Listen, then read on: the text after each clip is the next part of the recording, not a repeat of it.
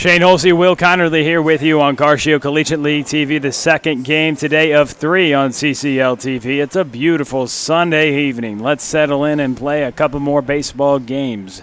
Jackson Sigmund, the hard-throwing right-hander, takes the mound. He'll face the Cornbelters lineup. It goes as this: Nivens, Matheny, Obertop, Pearson, Schmidt, Freeling, Mize, Woods, and Olean. The second baseman, Spencer Nivens, to lead off the lineup, takes the first pitch for a strike from Sigmund, the hard-throwing right-hander.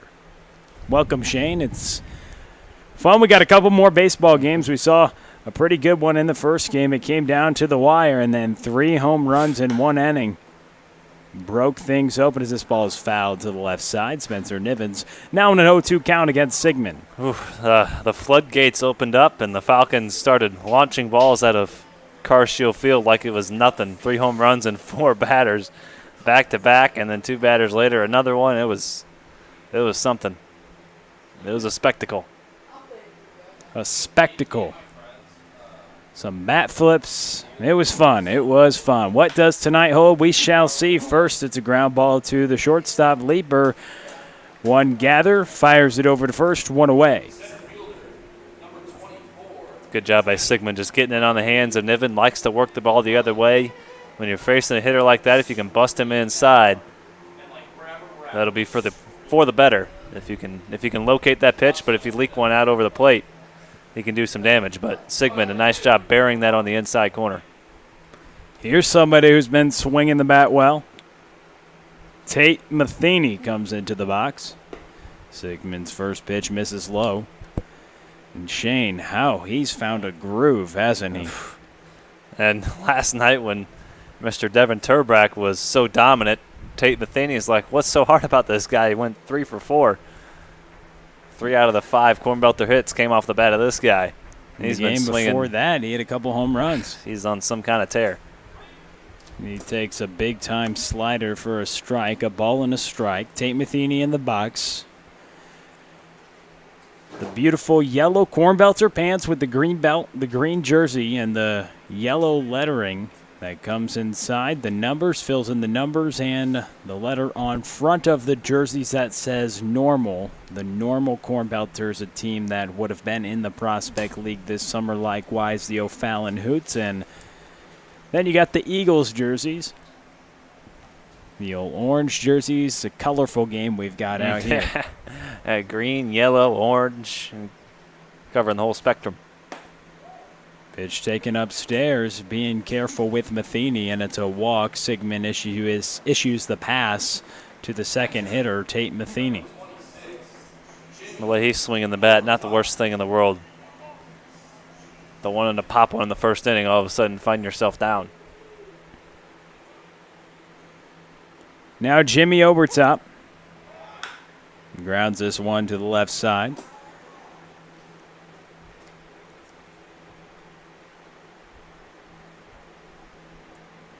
The Michigan catcher, a 2019 Greater St. Louis Amateur Baseball Hall of Fame Rising Star Award finalist. In 2019, he was All-Metro second team selection and was just spending his freshman campaign at Michigan. The catcher hitting third in the lineup for Joey Hawkins. And he takes that slider from Sigmund, 0-2 the count with 1 on and 1 away. He's enrolled in the College of Literature, Science, and the Arts at Michigan.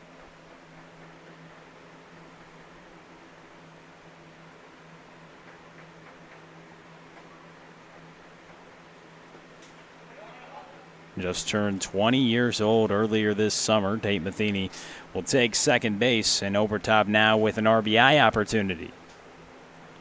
Matheny, no hesitation. He saw that ball was going to be low. He recognized breaking ball, recognized the downward break. And as soon as he saw that ball even get close to the turf, he was off and running. Stalkup, if he had picked it up cleanly, he might have had a chance at him. But Matheny being aggressive here in the early innings, you don't mind that out of your base runners, especially when they're on first base trying to erase the double play.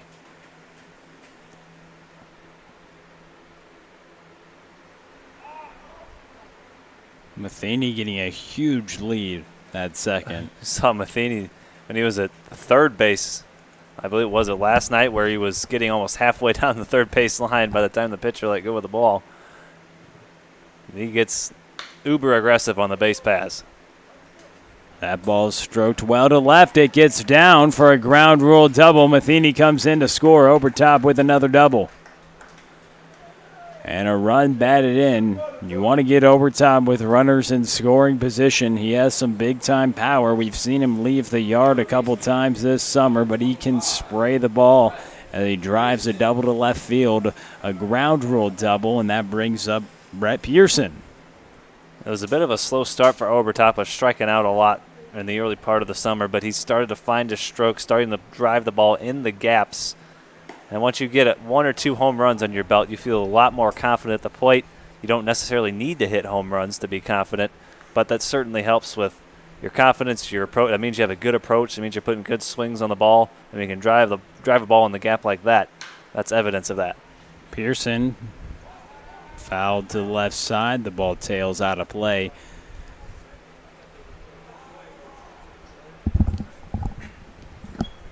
On the right side, you got the stands that kind of come in just like the left side, but you have seats over on the right side, but just a grassy area on the left side where some of the foul balls go beside the bullpen. That's the Cornbelter bullpen, and then you have a bullpen in right field, way out there in right field where some pitchers get hot. That's what the Eagles will use today. The landing spot for a lot of home runs as well. Oh, indeed it is.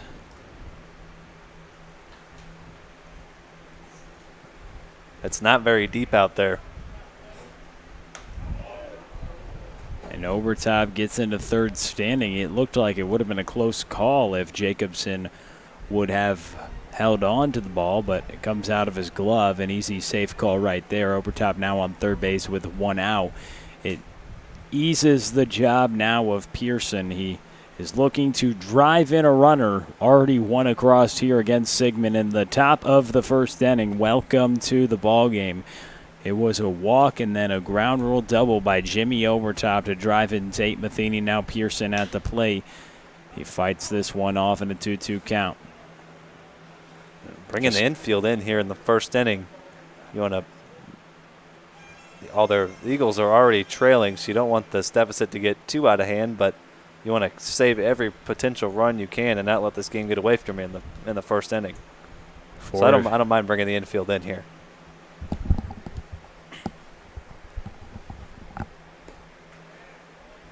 It doesn't really matter if you can strike him out.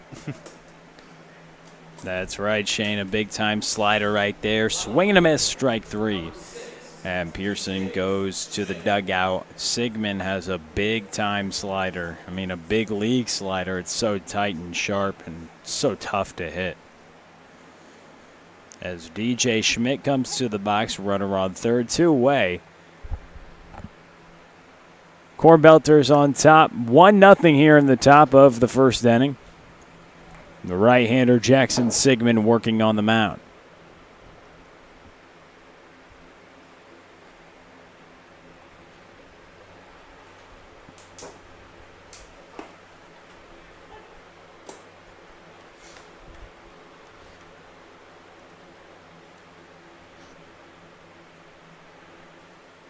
Sigmund played his college ball at West Virginia.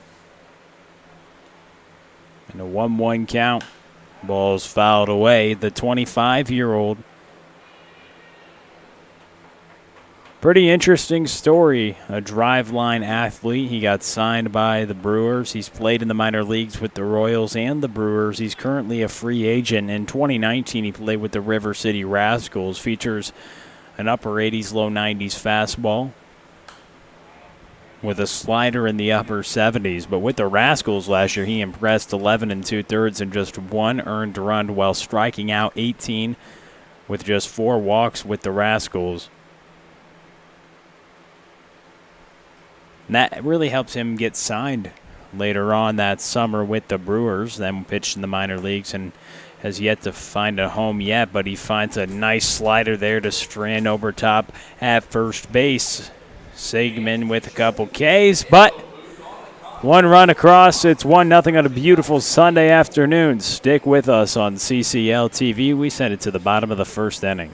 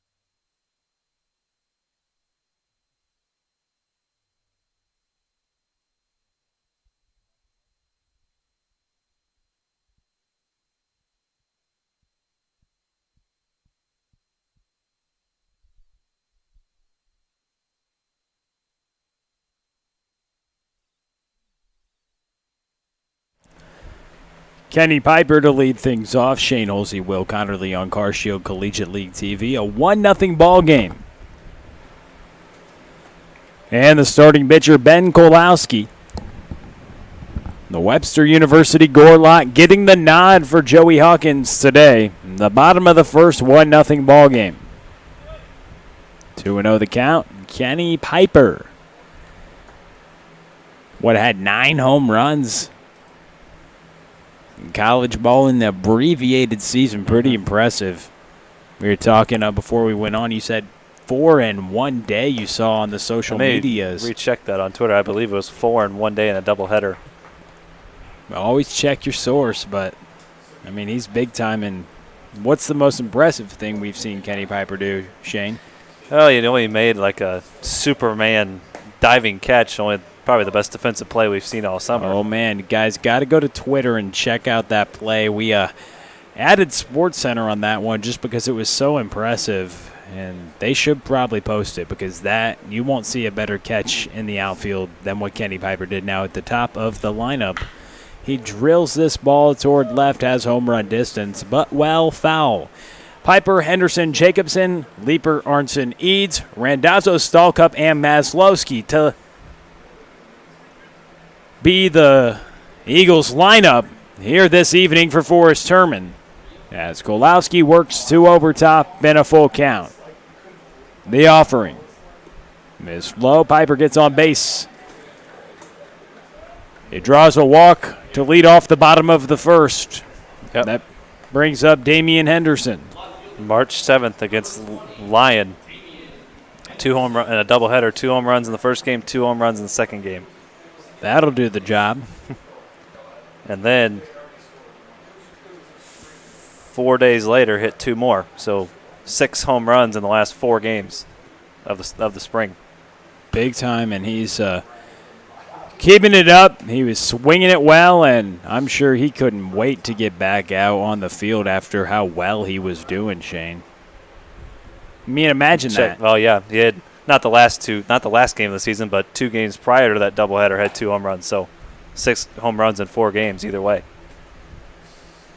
And when you're on a tear like that, just got to hurt even more to know that this when the season stopped, just the pain that he probably felt, knowing how well he was putting a season together.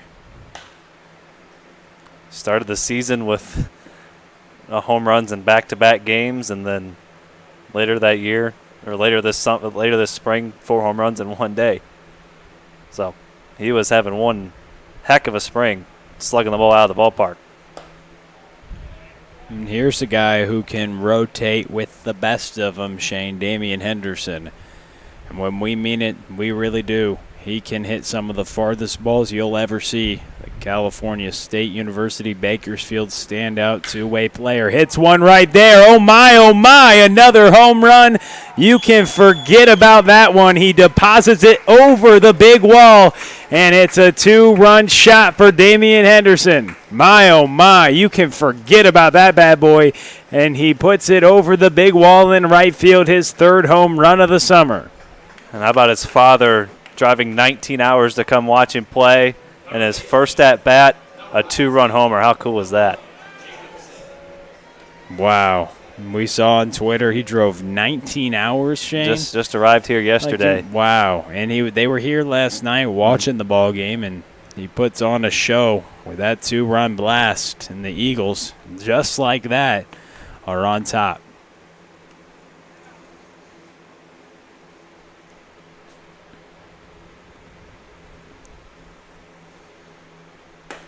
Well, welcome to the ball game. You get a couple runs in the first inning. You want offense, you've got it. Ask and you shall receive.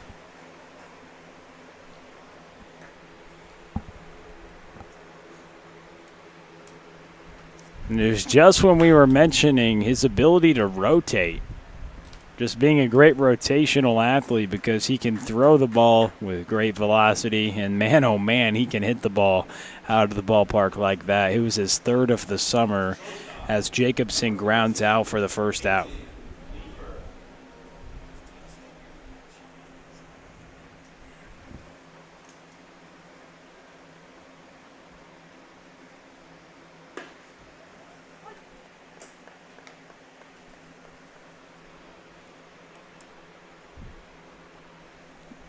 Peyton Lieber now coming to the plate. 0-1 the count as he pops this one up.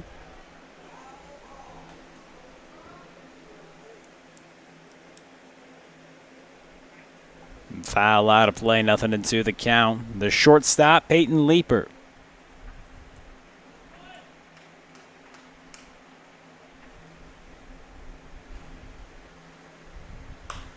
Fouled away once again. Kolowski surrendering a 2-run home run, and we have a couple runs already in the first inning, Shane. A 2-run shot by Damian Henderson, and then you saw the run plated in the top of the first by the Cornbelters, so both of these pitchers surrendering early runs. And this ball is drilled toward the right side. Does it stay fair? It does. It hits off the big wall, and Lieber's going to have himself a stand-up double. How about these Eagles being aggressive at the plate? They love to swing the bats, and they love to hit the ball with authority. That ball was about a foot from hooking foul. It actually hit that big wall and ricocheted into the corner. It almost hit off the corner of the wall. I think it hit the yellow part of the big yellow pseudo foul pole and ricocheted off to the right down in the corner. But Lieber has swung a hot bat all summer long. The switch hitter hits the ball with authority from both sides of the plate. And there's someone who can hit the ball with authority as well, Ole Arntzen. One away, one on. Ole Arntzen to the plate. He can drive the ball the other way with the best of them in this league. The SIUE commit, he was tearing it up at Wabash Valley College and is committed to SIUE with a couple other players in this league, one on his team being John Stallcup, who's currently there, was spending his freshman season there. Justin Eads on deck. This ball's hit toward the shortstop. Thrown over to first. There's 2 outs. Zach Freeling making the play and throwing it across the diamond to Carter Mize.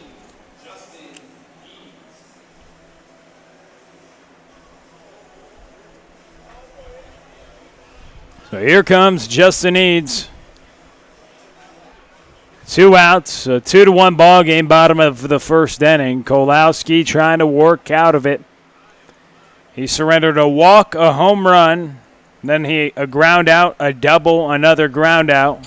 With 2 outs and 1 run on second baseman Peyton Leeper, who hit his double off the wall in right field. And Henderson deposited it over the wall in right field for a 2-run home run. A swing and a miss by Justin Eads, 0-2 the count.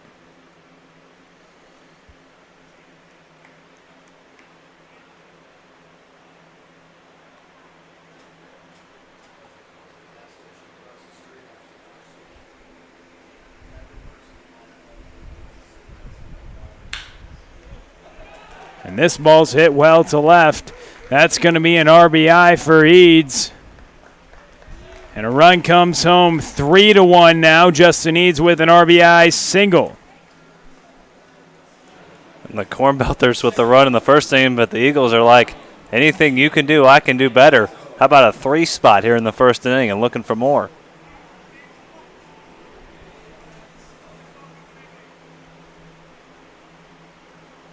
So Kowalski working in a little trouble here in the bottom of the first. Justin Eads with an RBI, 2 out, single to left. And that brings up Randazzo. Playing second today, the Drury Panther comes up with 2 outs, 1 on, and already 3 across. Hit toward the third baseman. Thrown across the diamond, and it will be an out, but not before 3 come across. 3-1 ball game after 1 on CCL TV.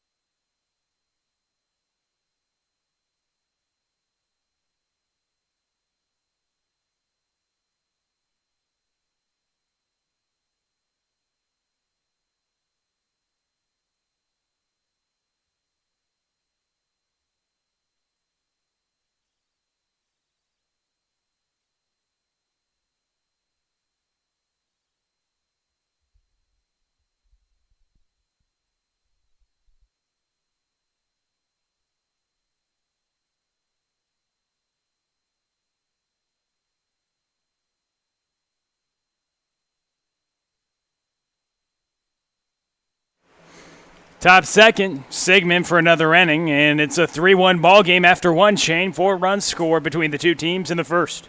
And that's been a little different from some of these pitching battles we've seen so far. Hey, but don't let some runs early on fool you. What did we see from the Hoots last night? A couple runs in the first, and then mow you down, carve, don't touch me the rest of the game. So you had your shot, you got your 2 runs, and then no, that's it. You're done. No more. No more for you. We saw with a complete game, 12 strikeout, no walk performance from Devin Turback, as now Freeling is at the plate. Zach Freeling, Carter Mize, and Desmond Woods. That breaking ball inside misses for a ball. 2 balls, 2 strikes.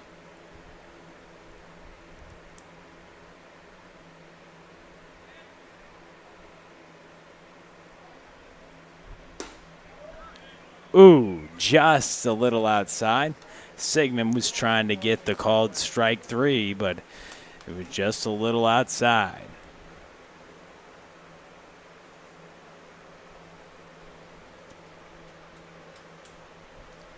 Swing and a miss. He gets it. Sigmund with a big fastball. He climbs the ladder, and Freeling with a swing and a miss right there, one away, and 3 straight batters have fanned against Sigmund.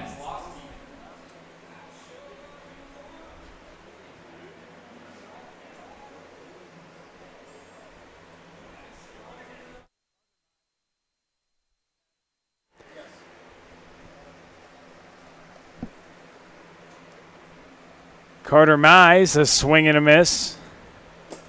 As Sigmund works to the left-handed hitting first baseman from Missouri Baptist, Carter Mize.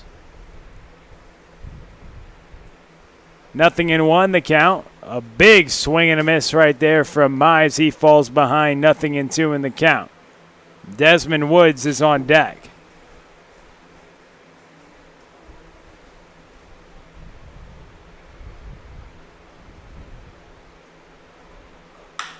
Grounded to the right side. Randazzo over to Arnson, 2 away.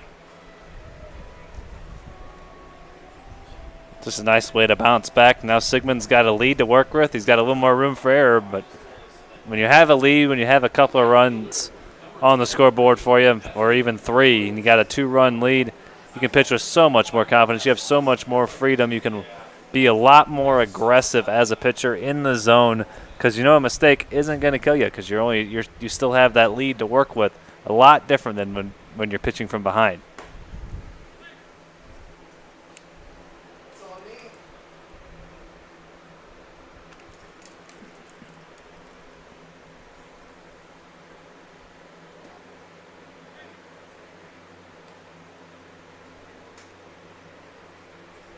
Shane Olsey, Will Connerly here with you. We saw something pretty cool in the bottom of the first.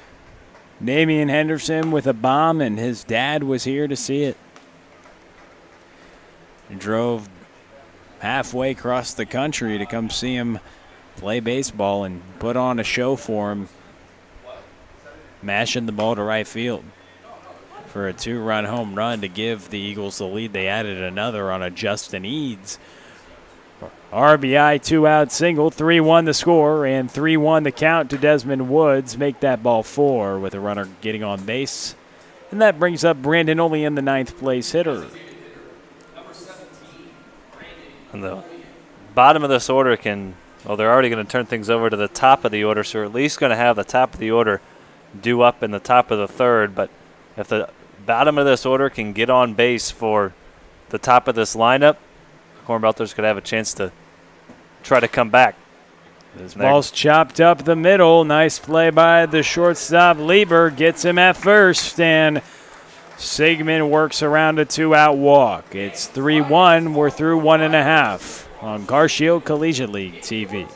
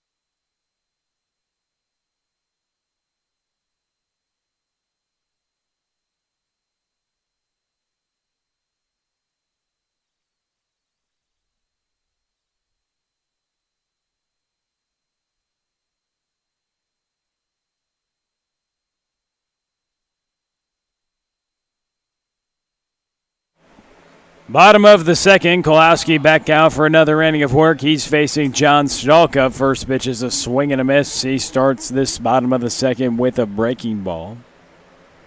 Here in the bottom of the second, a 3-1 ball game. The Eagles plated 3 runs in the bottom of the first. And now batting in the bottom of the second, Stalka at the plate. He takes that for a strike, nothing into the count. Stalka, Maslowski, and Piper. The hitters due up in the lineup. Forrest Herman, manager for the Eagles. So that ball's fouled away. And Shane, these standings are pretty tight. All the teams within just a handful of games of each other. Now we're about at the midway point of the summer. It'll be fun to see what teams can pick things up and potentially have a big second half to try to gain the championship in this league. The regular season championship. No playoffs, of course, as Stalka gets a single to right center field. It was corralled by Tate Matheny, and it will be a single for the catcher from SIUE, Levi Maslowski, now to the plate. But Shane, the playoff picture, or not playoff, but championship picture, it's interesting to see who may potentially take home that crown. You got pretty much every team. Oh, obviously, every team's still mathematically in it, and it doesn't really count for anything. You don't get a big trophy or anything, but you know these players. They're competitive athletes. They're college and professional athletes. They want to win at everything they possibly can, so they're going to try everything in their power to bring home that championship. Or championship, I put in air quotes, of course. Why? Unofficial champion, I guess. No, we'll make it official. Well, us two will make it official.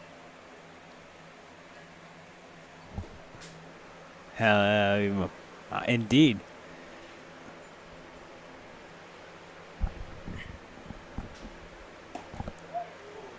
No, you're right. Just because there's no playoffs, it's tough with the regular season. But, I mean, everybody wants to win. That's what I'm saying. For old pride's sake, every player wants to say they won the most games. They're competitive athletes. They have a desire to win, unlike most people in the world.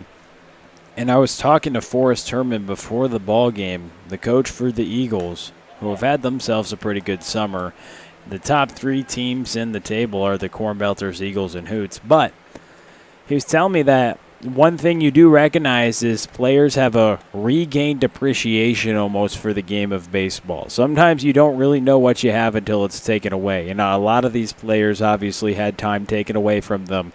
In February and March, you call it baseball season, but that was a little complicated this year. Things got stopped, and now things start up here in the Carcio Collegiate League as Levi Maslowski is rung up on strikes for the first out. But you see that in the Carcio Collegiate League, that's provided a unique opportunity and just an opportunity in general for these players to hone their craft. We've talked about it many times, but also you get to see that deep sense of gratitude. You get to be on the baseball field. You don't have to be on the baseball field. You know, it's a privilege. It's a privilege, and it changes the mindset. You don't have to go to practice. You get to go to practice, and you get to wake up early in the morning, and you get to turn around on a day-night doubleheader, and that's what they've all been liking. As this guy up at the plate has had a couple of bombs foul today. Almost put that one in the basketball hoop on the left field line. Just missed what would that have been, about a 14-pointer? Straighten that one out, big fella. And we do say big fella. He had 4 home runs in a day. We mentioned earlier in his college season 9 home runs in the abbreviated season. And he's rung up right there on strike 3, 2 outs. Back-to-back Ks for Kolowski.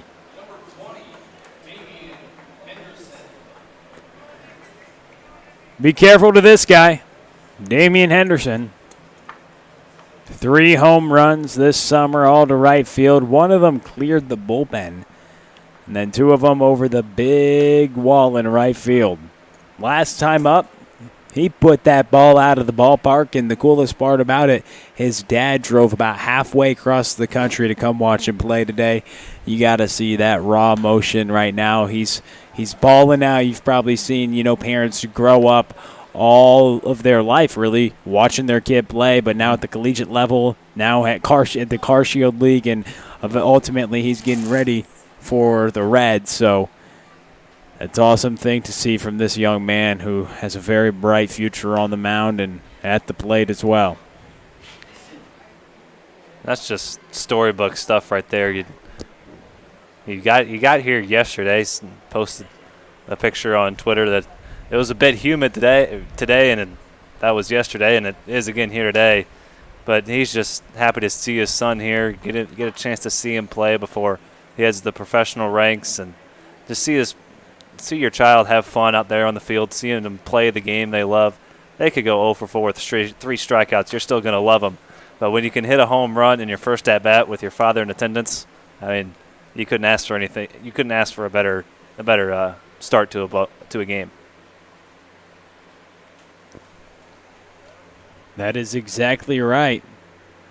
He's a pitcher, and somebody who can slug the baseball in the middle of this lineup as well, but he strikes out there. Kolowski strikes out the side. We're through 2. You want to know about the middle innings? Well, Shane Holsey will tell you about it. 3-1 ball game. We send it to the 3rd on CCL TV.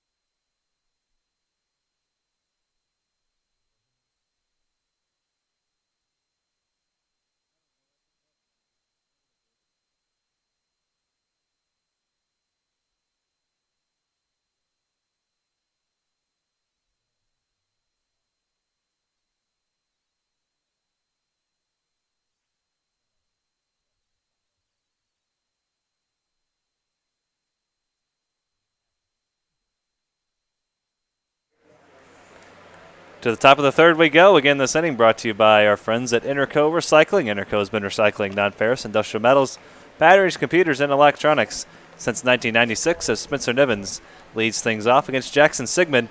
He's wearing a new number. That's still the same guy out there. Started wearing number 36. Now he's number 27. But anyway, our friends at Interco, their 400,000 square foot, 45-acre facility is on the Illinois side of downtown St. Louis. So if your company has large amounts of scrap metals, batteries, or electronics in need of recycling, you can give Interco a call at 1-877-258-3601 or head to the web and type in itcscrap.com. You can find them there as well, 1-877-258-3601. There's a strike to Nivens, or you can open a new browser and type in itcscrap.com. Interco Recycling, a Metaltronics recycler since 1996. 1 ball, 1 strike to Spencer Nivens, leading things off here in the 3rd inning. And he ropes a sharp line drive out the short. Peyton Leeper puts it away for the first out.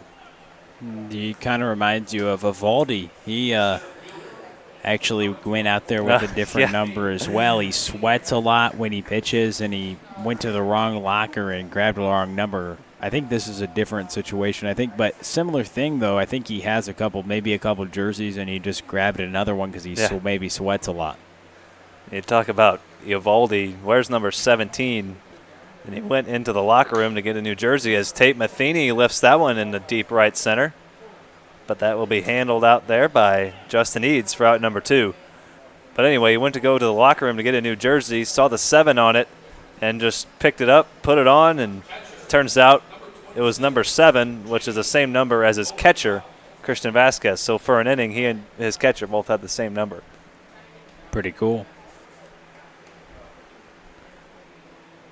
Diff for Casey, for Sigmund. Not sure what the circumstances of that is, but wearing a new number, wearing number 27. And he's gotten the first 2 outs wearing number 27, so maybe a change of fortune here. He gave up a run in the first inning, did pitch a scoreless second. But maybe he gets rolling wearing number 27. Who knows? 1 ball, no strikes to Jimmy Obertop, and a check swing. He went around.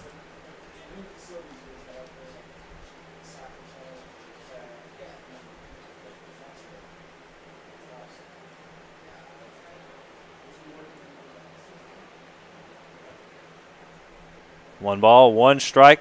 Jimmy Obertop, a big swing and a miss. RBI ground rule double his last time at the plate. His 4th RBI of the summer. 3-1, Eagles lead. A 2-run homer by Damian Henderson. RBI base hit by Justin Eads, the difference. A check swing, 2 balls, 2 strikes. Obertop, University of Michigan. Same place former Cardinals catcher Mike Matheny played his college ball. Mr. Obertop and Mike's son Tate, of course, teammates here on the Cornbelters, as Obertop chops that one out to short. And a 1-2-3 third inning for Jackson Sigmund. Maybe it's lucky number 27. We head to the bottom of the third. 3-1 Eagles.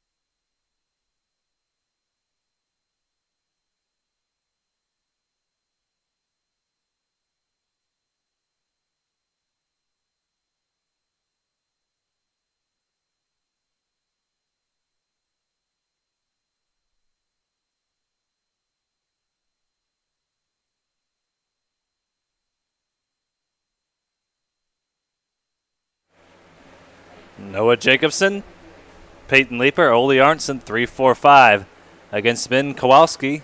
As Jacobson, his first pitch swing, that's hit in a medium deep right center, and Tate Matheny camps underneath it. 1 pitch, 1 out here in the third for Kowalski. So he gets a quick out. Jacobson 0 for 2, and now the switch hitting infielder, Peyton Leeper.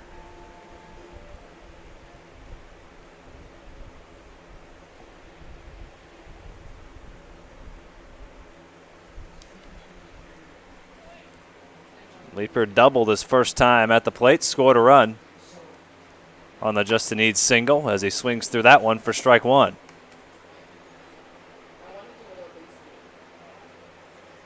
Leeper so far on the summer entering play here this evening. 12 for 39, hitting just over 300, getting on base 41% of the time. One home run, including a pseudo walk-off grand slam earlier this spring and a stretch of 3 straight walk-off victories the Eagles had. Here in a 1 ball, make that 2 ball, 1 strike count with 1 away. Nobody on here in the bottom of the third. Myself, Shane Holsey, alongside my partner, Will Connolly, bringing you all the action all summer long. Thank you for joining us here on a beautiful Sunday evening for our baseball. Game 2 of 3 here today as Leeper pops that one into foul territory. Obertop to the screen, and he'll watch it go into the crowd.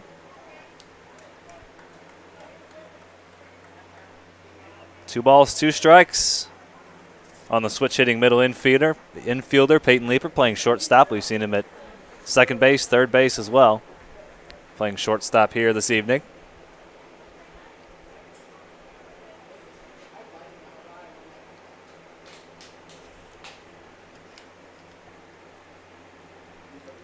And the inside corner, 2 up, 2 down for Kowalski as he catches Leeper looking. 4th strikeout for Kowalski, struck out the side in the second.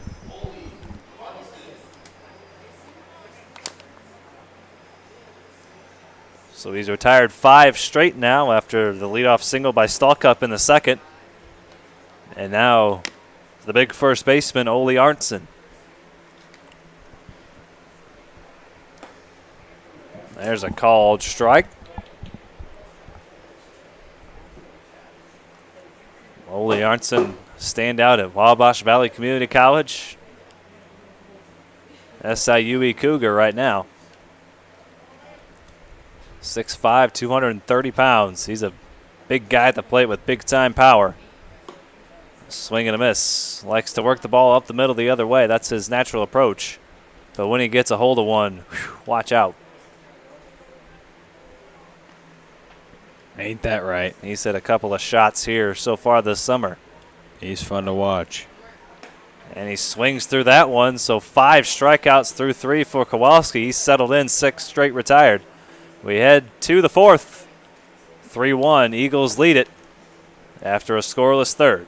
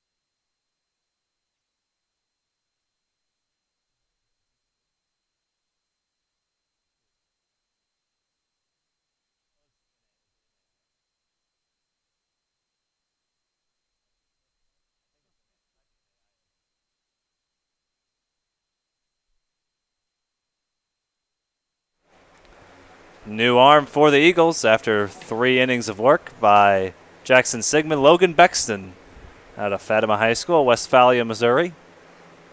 Over 30 innings at William Woods this spring. And Brett Pearson greets him with a line drive to center field. Kenny Piper, can he do it again? Not quite. Pearson's going to have extra bases.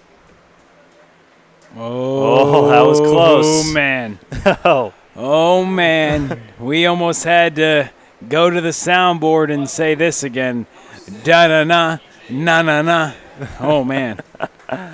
Oh, he almost did it to us again. He's really trying to do it to us like that. He really is. That is crazy. Oh. But now there's a runner on second for the Cornbelters. Good effort nonetheless. He got a glove on it, almost had it. Going the opposite direction as he did the first time, but a leadoff double for Pearson. He's 1 for 2, and now DJ Schmidt representing the tying run. Schmidt struck out swinging against Sigmund for the final out of the first. And he looks at strike 1 there from Bexton.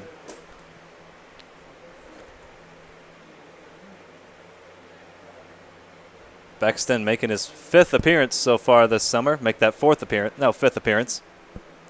5 innings of work so far. 6 strikeouts, 4 walks. 4 runs surrendered. Last pitched against the Hoots on Wednesday. 2 innings, a 2-run ball, a couple of strikeouts, a couple of walks. He's now faced 4 out of the other 5 teams in this league, facing the Cornbelters for the first time. And that's ripped into right field, a base hit for Schmidt. They're going to hold Pearson at third. Runners on the corner. Schmidt's going to head to second as Eads overshoots the cutoff man. Fantastic base starting there by DJ Schmidt.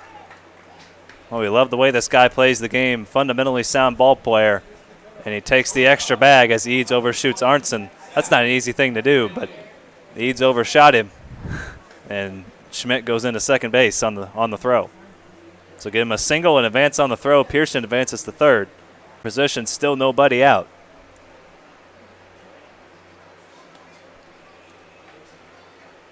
Bexton finds himself in a bit of a jam here. 3 innings of 1-run ball for Jackson Sigmund. Bexton comes in with a 2-run lead and promptly gives up a couple of hits. Almost a fantastic diving catch by Kenny Piper in center field. But it hit off his glove. Pearson got into second base with a double, and then the base hit by Schmidt. Both guys are now 1 for 2. Freeling struck out his first time up.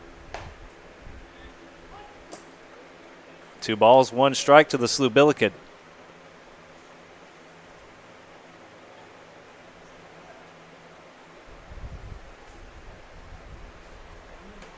Freeling 5 for 27 entering play here this summer.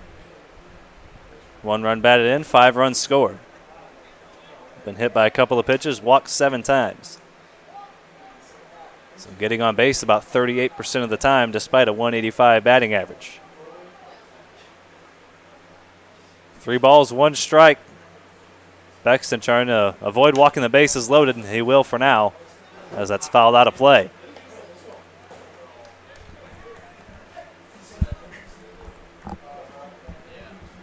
Can the middle to the bottom of the Cornbelters order come through here in the 4th? Their 1 run coming on the Jimmy Obertop double back in the 1st.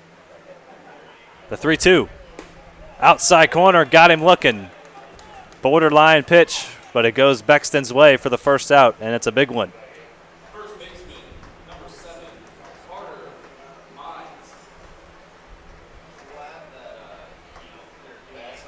So now 1 away for Carter Mize, the first baseman, hitting 7th here this evening. Grounded out to second base his first time up.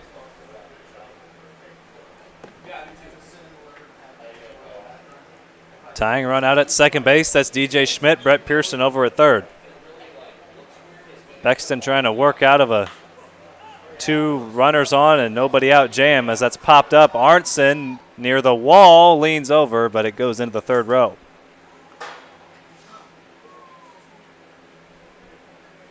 Strike 1 on Carter Mize.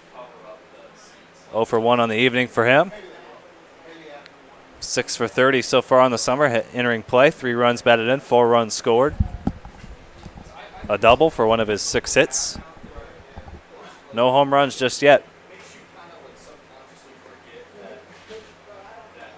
The 0-1. Blocked nicely by Stallcup.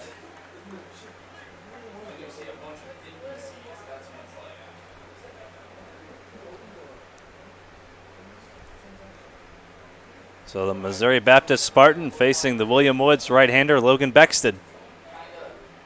2 on, 1 out. The 1-1. Strike 2 at the knees. Good pitch there from Bexton to get ahead in the count.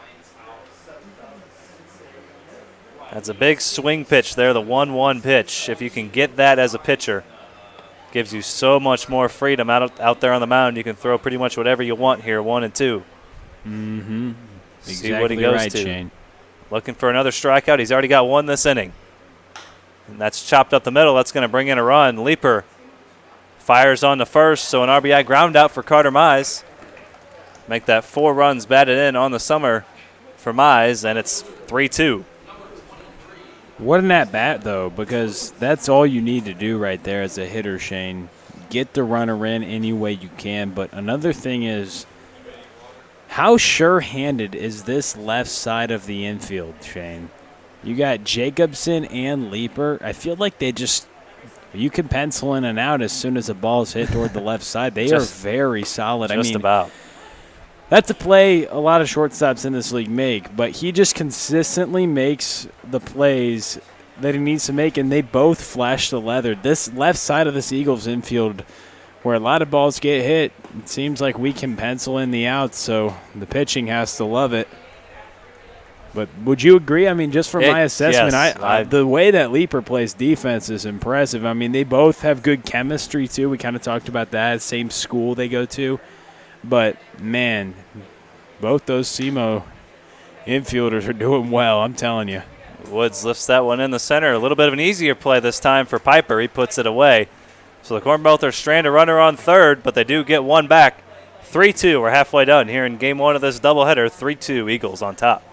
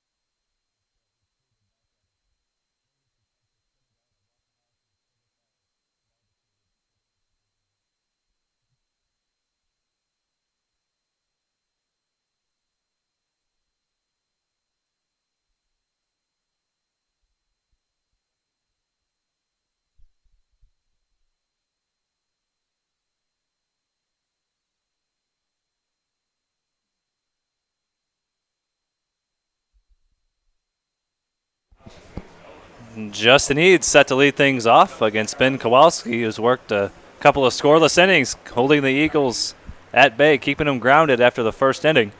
2 straight scoreless innings as we're halfway done. Cornbelters scratched a run back in the 4th. Now 3-2, Justin Eads leads things off. Eads, Randazzo, Stallcup. 6, 7, and 8. I've been impressed with Kowalski's performance today, Shane. He's been pretty good so far, really good so far. You take away the home run by Henderson, just the 1 run. Settled in. And even after that inning in the 1st, he actually surrendered a couple more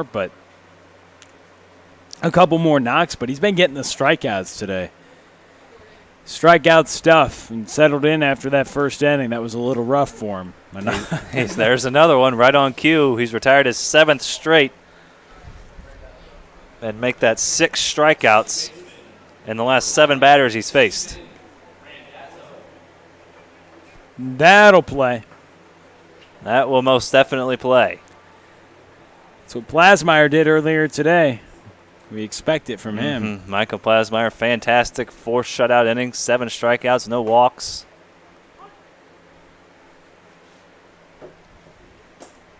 And what turned out to be a 6-1 Falcons victory in a wild 6th inning. Wild. With 3 home runs. Oh, man. That got some people on social media. They were laughing at those bat flips were pretty special. I mean, he's throwing it way up in the air. You got Shane Holsey on the way out to deep left, and you got the Austin Schmidt's bat way up in the air. That was funny. That was funny. Well, that took a funny hop there at second base. Nivens handles it for the second out. 8 straight retired for Kowalski. Not sure what went higher, the bat or the baseball. And they were both up there. What was a better bat flip, though? We had some people in the press box thinking it was Olenek, but I like Schmidt. I don't know. You carrying the lumber almost all the way to first, and then you're saying Yahtzee on him. I think you got to go with Schmidt. He is the first one. He is the first one. Both were and then the stomp on home plate. That was wild. Feeling himself.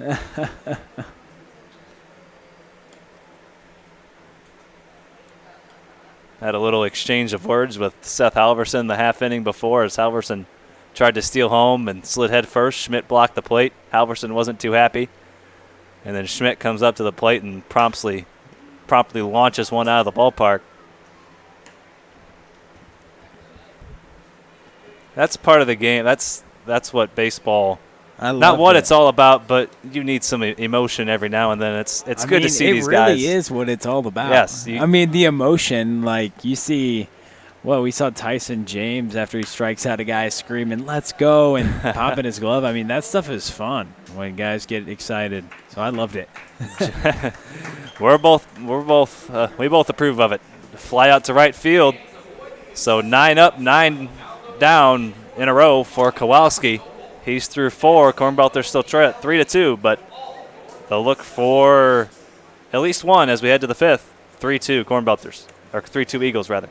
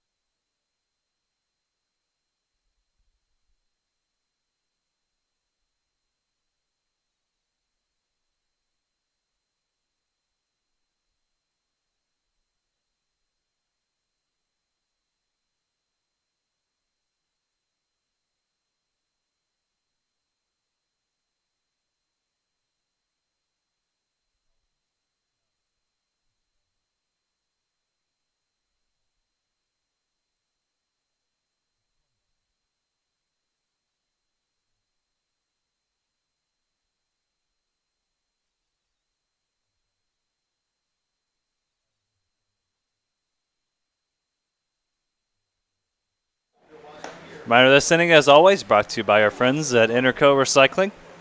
Interco has been recycling non-ferrous industrial metals, batteries, computers, and electronics for almost 25 years, since 1996.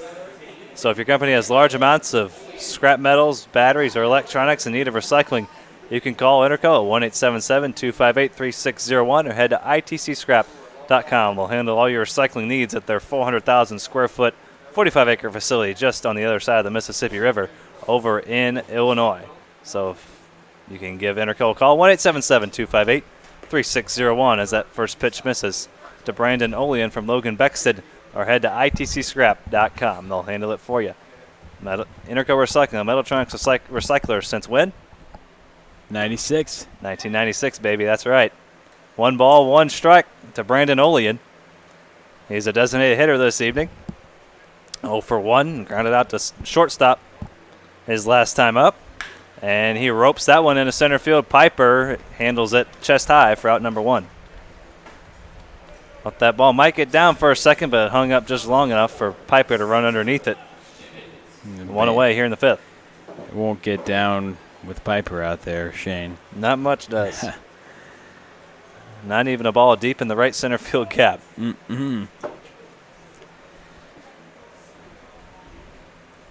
Spencer Nivens now with 1 away, nobody on. And he swings at the first pitch, fouls it back.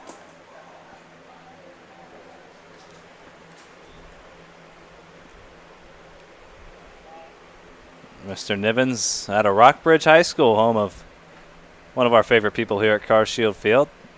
Old Teddy Turntables. Ted Ward, he's the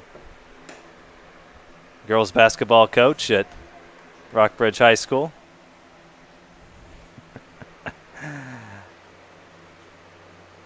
Oh, we love Teddy Turntables here. We love him. There's a called strike on the outside corner, strike 2 to Nivens. So Nivens used to wearing the green and gold. Maybe not the gold pants, but used to wearing the green and gold with the Bruins of Rockbridge. The 1-2 from Bexton. Outside corner, Nivens can't believe it. It's a called strike 3. Might have been a bit up and away, but nonetheless, it's strike 3. Yeah, I mean, that was a little up and away, like you mentioned, Shane, I thought, but it was close. It was close. Too close to take, probably.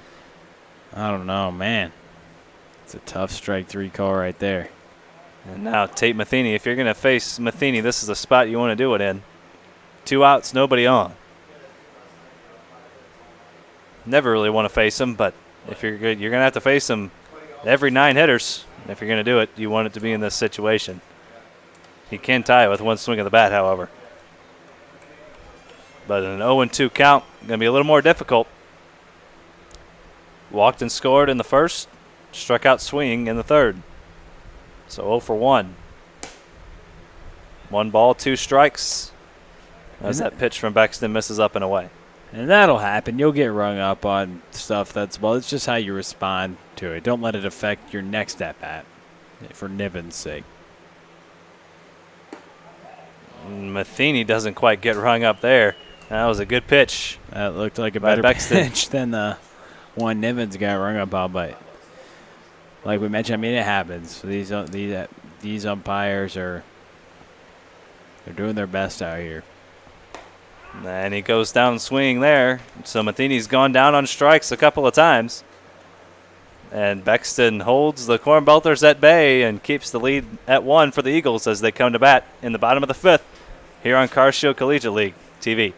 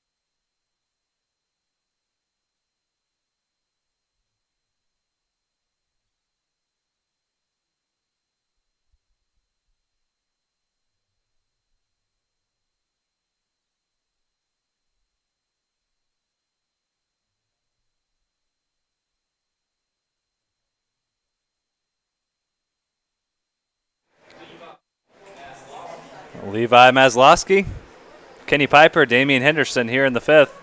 Ben Kowalski has settled nicely into this ball game. 3 straight scoreless innings, 9 straight retired after a leadoff base hit by John Stallcup back in the second. Nothing doing since then.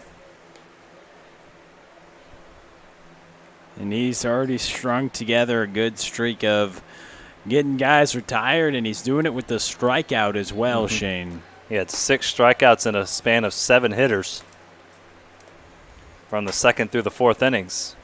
Struck out the side in the second, 2 strikeouts in the third, a strikeout in the fourth. There's a swing and a miss from Maslowski. He was one of those strikeout victims back in the second. And with 2 strikes, he's looking to do it again. Can Kowalski not strike out number 7? The 1-2. He does. Swing and a miss by Maslowski. He's 0 for 2. He thickens that plot. We've been kind of plotting the story of this game coming down through his outing and showing you, okay, he's retired now 10 in a row. He's doing it with the strikeout. He's had a lot of Ks tonight. The Gorlak looks very good tonight. Very, very good. Best we've seen him getting the start for Joey Hawkins, and he's risen to the occasion for sure, working here into the fifth. And when you face a 3-1 deficit after the first inning, you have to keep the deficit at where it is. He might have 11 straight retired here as Piper skies that one into shallow right. Nivens puts it away. 11 straight retired by Kowalski. You have to keep that lead where it is because your offense has got to score for you anyway, so make it a little easier for him and just keep chugging right along, keep doing your job. So the pop out by Piper, he's now 0 for 2. And now Damian Henderson with 2 away and nobody on. And he swings the first pitch and smokes it to right field. That's off the wall, high off the wall.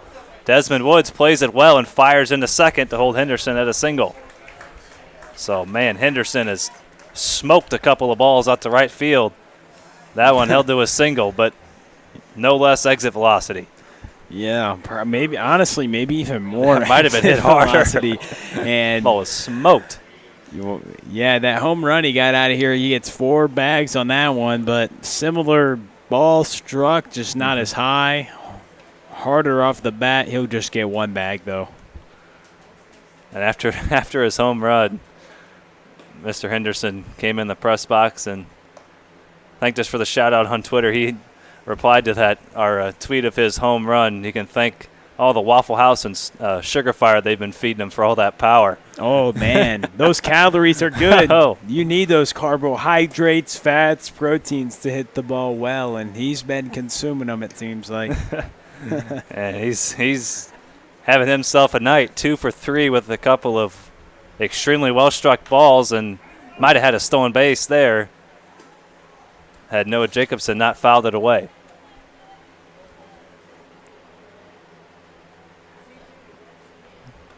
Makes you wonder, what are the Reds going to do with him? Maybe a little Michael Lorenzen situation. Yeah, they've already done it. He pitched today. He got the loss though. They're pretty good. They couldn't ask for 3 better starts from the top of their rotation. Castillo, Bauer, Gray. Be interesting to see what happens in that division. In some eyes, they're the favorites. In some people's eyes, not in my eyes. Probably the best roster on paper, you would assume. That's tough. Henderson taking off, but it's not going to matter. Jacobson swings and misses. So 5 solid innings by Kowalski. He's kept the Eagles at bay the last 4 innings, 4 straight scoreless. But his Cornbelters still trail it. Will Connolly will take it through the last couple innings. Cornbelters need at least 1. It's 3-2. Logan Bexton back out there for the Eagles right after this.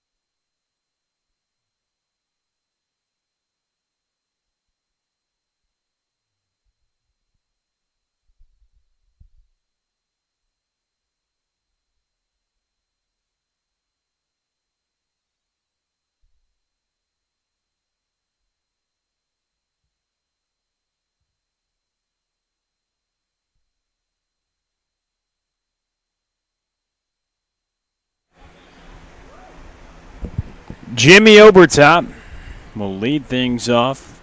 Welcome back, Carshield Field. Logan Bexton on the mound here in the top of the 6th inning. A 3-2 ball game. Obertop takes that first pitch for a strike. The Michigan catcher, he struck the ball well so far today. He had a double that drove in Matheny.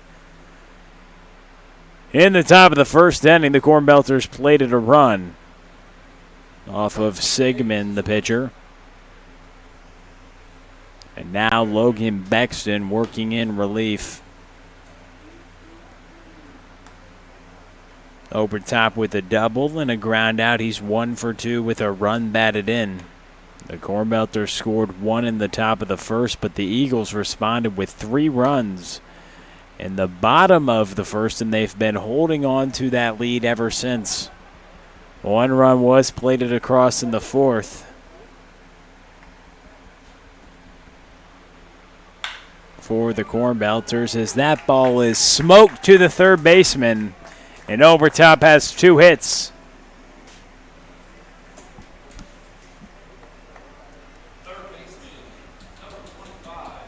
Obertop smokes that ball toward the hot corner.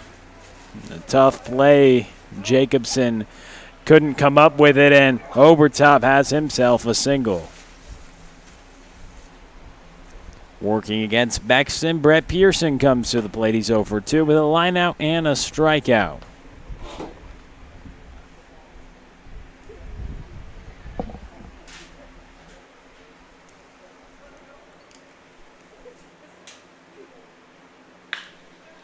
This ball is grounded to the right side. It goes to Eads in right field, and station to station, a couple singles now. Back-to-back singles. That brings up DJ Schmidt, who had a double last time at the plate. Rather, a single in advance to second on the throw. DJ Schmidt did indeed have himself a knock. He struck out in the 1st and had a knock back in the 4th.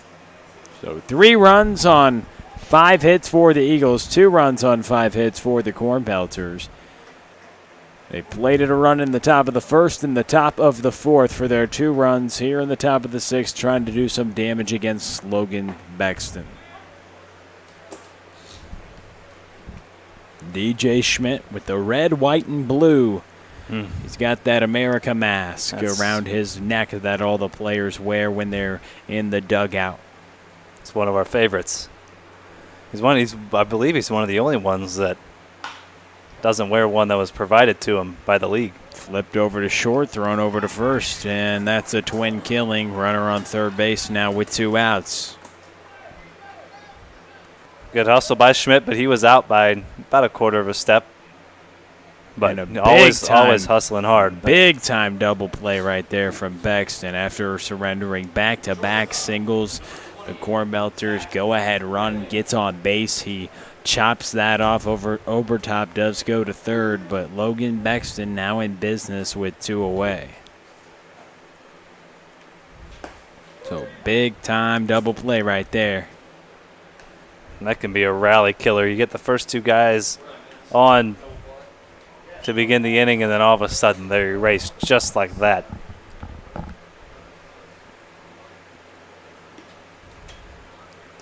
I think you got all the momentum, and then it just gets sucked right up from underneath you. Now you got to come through with 2 outs. Got to find a way. If you don't get a base hit, just try to get on base and just keep the line moving. Let the next guy try to drive him in. 1 ball, 1 strike. The hitter in the box is Zach Freeling, the shortstop. He's 0 for 2. The tying run is 90 feet away. There's 2 outs, 2 balls and a strike, and 2 outs here. Runner on third base, the go-ahead.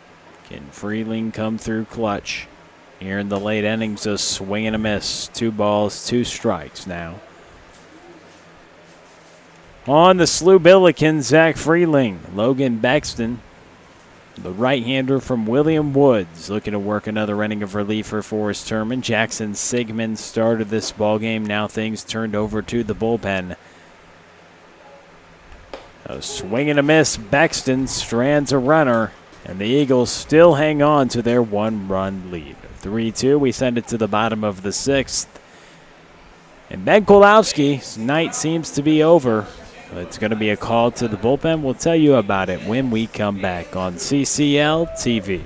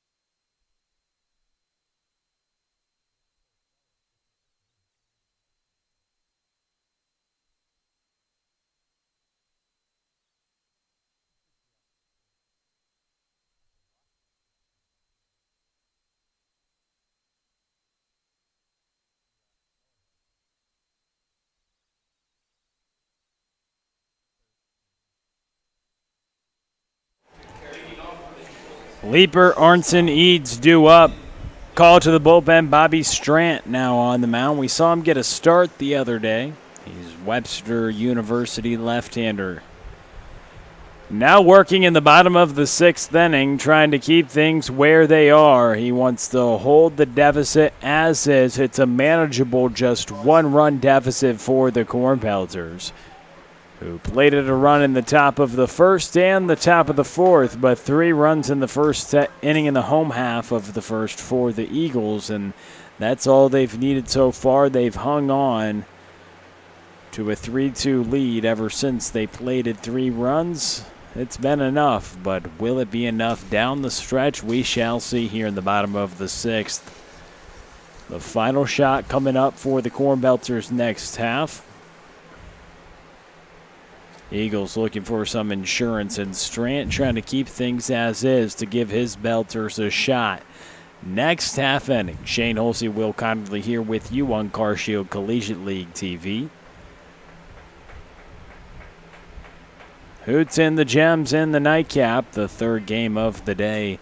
Joe Lincoln's squad faces off against Justin Paulson, and that should be a good game to watch. We saw the Hoots have a good pitching performance last night. The ball now goes to Sam Stewart, so we'll see what the Maryville hurler can do against Noah Berkey, the rising Missouri State University freshman. Should be an interesting matchup, but the walk has a runner on first base and Ole Arnson in the box. So Leeper gets on the free pass, his second time on base today. He doubled in the first and struck out looking in the third. Now Ole Arnson, who's 0 for 2 today, comes to the plate looking to do some damage and give the Eagles some insurance runs here in the bottom of the sixth, late in this ballgame on a beautiful Sunday evening at CarShield Field. As Bobby Strant delivers the pitch, misses low. Tried to get them on the 0-2 pitch. You got to be careful with Arnson in any count. So ball and 2 strikes as the left-hander looks. He gets the sign from over top, checks once and delivers the pitch. A swing and a miss by Arnson. He's set down on strikes. And how good was Ben Kolowski today? We talk about he's out of the ball game now. The Eagles ought to be happy as he was giving them fits down the stretch, wasn't he, Shane? He went on a tear after he surrendered those 3 runs in the bottom of the first. He went on a tear, throwing a scoreless second, third, fourth, fifth, and now in the 6th, it's a call to the bullpen. But Kowalski had a great day. One Webster U right-hander faces it, gives it off to a Webster U left-hander in Strand. The runner takes off and Overtop throws it down, but no chance to get Leeper at second. That stolen base brought to you by the O'Fallon family, YMCA, the Y, for youth development, healthy living, and social responsibility. But Kolowski was good. He was fantastic. Take away that 2-run homer, I mean, only 4 hits, 1 run, so you'll take that any day, minus the home run, but he settled in like you can't imagine. He retired 12 of the last 13 batters he faced. That's a pretty good stretch right there. He was getting the strikeouts too, Shane. 7 of them. He had 7 on the day. And there's a strike right there. The breaking ball catches the zone. A ball and 2 strikes against Justin Eads, the right fielder, who had an RBI single in the first. That extended the Eagles' lead. That was the 3rd run of the inning. 2 of them came from a Damian Henderson big fly. Getting way off the bag is Leeper. Man, he loves to fly around out there. The cleanup hitter, switch hitter, ton of speed. There in the order for the Eagles as Eads hits here with a runner in scoring position, already with 1 RBI today. Can he make it another? Handling the lumber well this summer so far for Forrest Herman, the corner outfielder. Plays right mainly, sometimes left. 2 balls, 2 strikes, and 1 out. With Lieber on second and Strant on the mound. Eads calls for time, steps out. Gonna think about it. Or maybe he was thinking about it and wanted to call time. Great quote, says you can't think and hit at the same time. You just got to react. The pitch misses low. 3 balls and 2 strikes with 1 out. 1 runner on second base. Peyton Leeper. Justin Eads in the box. Bobby Strant on the mound, trying to keep things where they are for his Cornbelters, who next half have their final crack at it. Logan Bexton, the likely candidate to try to close it out, as there's been no action in the bullpen. This ball skied towards center. Tate Matheny catches it for the 2nd out. Leeper never even thought about testing Matheny out there in center field. No reason to make the final out at 3rd base. Ball not quite deep enough to try to advance Leeper, but Leeper was staying on second base no matter what happened. Pretty much any ball hit Matheny's way, it's going to be hard to run on him. Any ball hit his way, I mean, it's going to be hard to get down, too. He has some range. We have some great center fielders in this league who just have great range. I mean, we're going to see one next game. Jack Rigoni, Seth Halverson, Tate Matheny. I mean, these center fielders have been impressive. Chase Krogman, probably the best arm in the league from the outfield. Kylan Cunningham, another guy who plays some center, and he has a great arm. There's some great in center field. And then the play of the year is Peyton Leeper, another center fielder. So the trends of wonderful defensive center fielders is certainly there, and we see that across the board with the entire team. We see every single team's center fielder been important, been impressive, and 2 of them are minor leaguers we talk about, and Chase Krogman and Tate Matheny. As this ball is chopped back to Strant, he throws it over to first, and it's a 3-2 ball game. The final crack at it coming up for the Cornbelters. 3-2 ball game. We head to the 7th.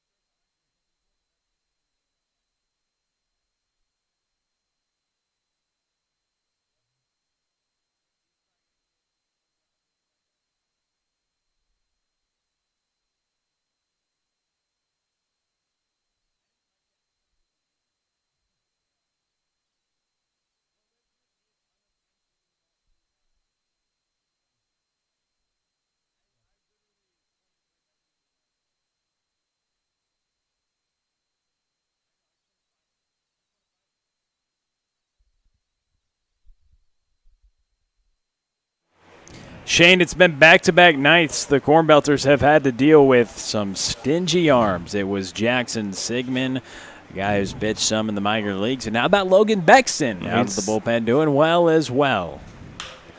And that bat's out of the hands of Mize, literally, and it's a ground out as well. He lost grip of it, but I don't believe it cracked. It cracked. Oh, it cracked a little bit. It looks that was a weird crack. It barely cracked. It cracked about 5 inches up from the knob. Well, usually you see that the other way around. Tiny little piece. As the knob went into foul territory, and most of the bat, 90% of the bat, went towards the pitcher's mound. Usually you see the chipped part go towards the field, but Carter Mize is retired nonetheless. That's an odd break. Broke right at his hands. It looked like to me at first he just let go of the bat, and the whole bat went towards the pitching mound. Like you said, 90% of the bat went out there. As Woods pops up, and there looks like there's going to be 2 away, so Brandon Olean will come up as the final shot as Woods pops up. The final chance here for the Cornbelters. Fans, stay tuned. You like Sunday Night Baseball. I'm sure you may peep ESPN, but you might as well see CarShield Collegiate League TV as well. We've been doing it all summer long as well with fans, too. What you have here at the beautiful facility in CarShield Field.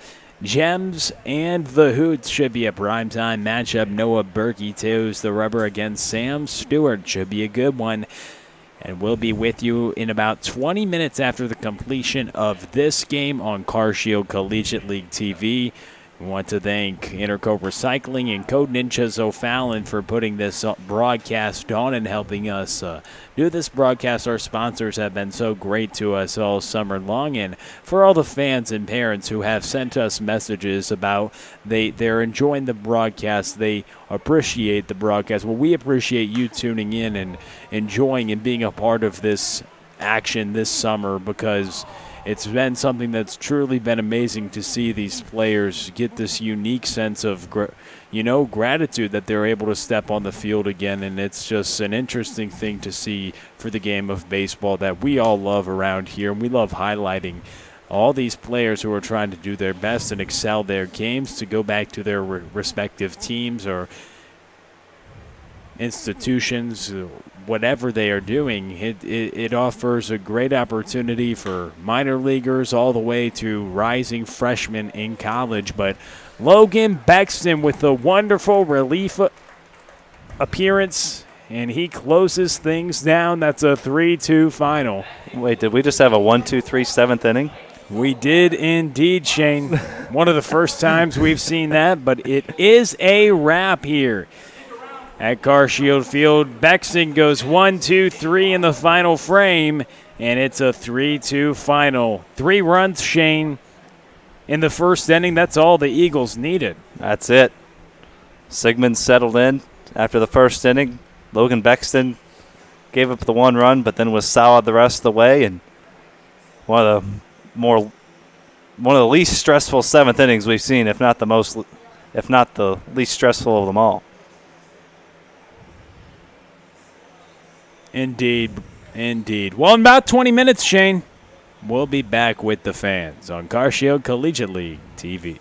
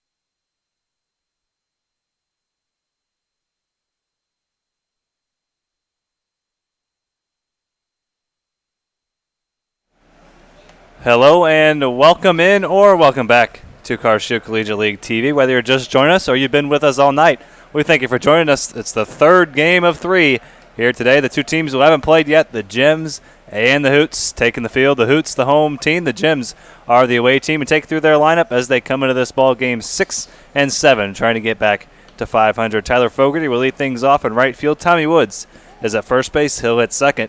Josh Gibson is at second base. He hits third. Ryan Malzahn, the left fielder, hits fourth. Lane Barrymore, the shortstop, hits fifth.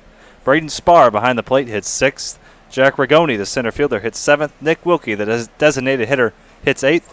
And Kyle Franklin hits ninth, playing third base. And they'll go to task against a tough right-hander headed to Maryville University, Sam Stewart. And Maryville and Pat Evers are getting themselves one heck of a right-handed pitcher, formerly at Western Kentucky. And he'll be taking his talents to St. Louis to play for Pat Evers and the Maryville Saints. A couple of his future Maryville teammates who will play on the Cornbelters, Eric Loomis and Spencer Nivens, sitting down below us to watch their future teammate go to work against the Gems here this evening. Tyler Fogarty will lead things off. He plays right field, and he awaits the first pitch from Sam Stewart at 7:41 as he pops that one into right field. First pitch swinging. 3 Hoots converge on it, and it's the second baseman, Tyler Bastunas, who puts it away. 1 pitch, 1 out. Good start here for Mr. Stewart. Take you through the defensive lineup for the Hoots in the field. Chase Krogman is in left field. Evan Martin is in center field. We've seen them flip-flop a few times here this summer. Davey Pound is in right field. Luke Lampros is at third base. Nick Neville at shortstop. Tyler Bastunas at second. Matt Dunham at first base as that pitch hits Tommy Woods, and he'll be on base with 1 away. Andrew Keck catching Sam Stewart. As Woods and Keck have some fun there on that hit by pitch. Tommy Woods, quite the jokester. He's got a good sense of humor. And now his cousin Josh Gibson steps up to the plate. Both played at Jefferson College. Tommy Woods still looking for a home. Both sporting the red Jeffco helmet. As that pitch to Gibson misses high, so an eventful first couple of pitches for Stewart. He gets the fly out, or the pop out by Fogarty, and then the hit by pitch on the first pitch to Tommy Woods. Those first two pitches to Gibson miss high. Sam Stewart making his second start so far this summer, his third appearance. His last time out was against the Cornbelters 16 days ago on July 10th. 3 1/3 innings of shutout ball with 4 strikeouts. And he delivers a strike to Gibson. Stewart has yet to surrender a run in 5 innings of work. Just 2 hits, 7 strikeouts to 3 walks. He's been very impressive for Joe Lincoln and the Hoots this summer. And you mentioned he didn't get to pitch at Maryville this past spring. He was a transfer and had to sit out. And then the season was canceled anyway. So, you mentioned that he's someone that ultimately next year going to be a part of that rotation, and he's a big-time arm. And we've been very impressed with the way he throws the baseball. Trying to work around the hit by pitch of Tommy Woods. Boy, Tommy Woods has been an on-base machine, not necessarily with the batting average, but finding ways to get on base. Leads the league in walks and gets a hit by pitch there. Swinging a foul by Gibson. Count goes full. So after the first 2 batters, it only takes 2 pitches, but one batter reaches base, a pop out and a hit by pitch. Gibson works the count full. 3 balls, 2 strikes. His cousin Tommy Woods on first base. Do they send Woods here on 3-2? They do. There he goes, and the pitch is outside. So back-to-back have reached for the Gems here in the first.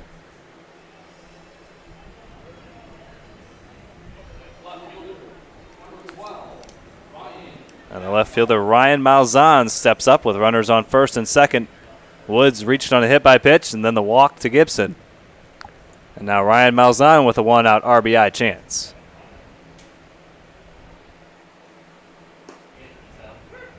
First pitch strike there from Stewart.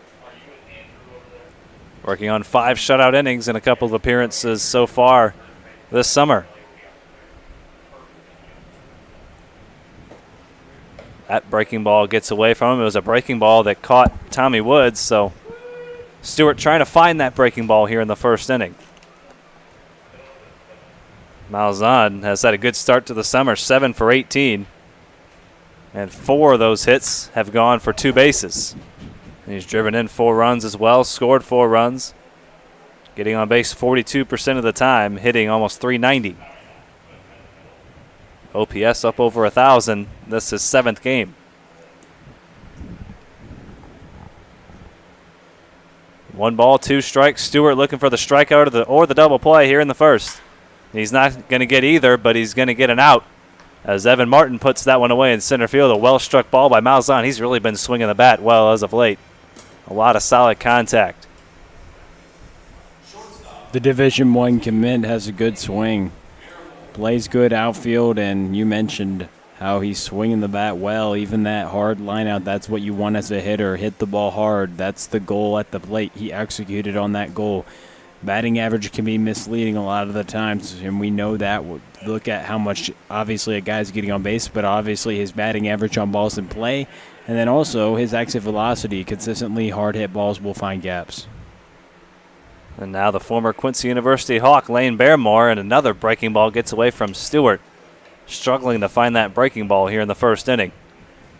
A couple have gotten away and 1 plunked Tommy Woods. Sometimes that happens as a pitcher in the first, in your bullpen. Maybe you didn't have it, and you come out and it's a little flat, and you can't get on top of it. And that's something that, throughout the game, you get those warm-up pitches. You try to just get on top of it. But once you throw a couple good ones and feel that release point, he'll be fine. We saw his electric breaking ball last time. It was one of the better breaking balls we've seen in this league. He's still got some time to figure out. Still only the first inning, but trying to work out of a first and second jam here in the first inning. A hit by pitch and a walk to Tommy Woods and Josh Gibson.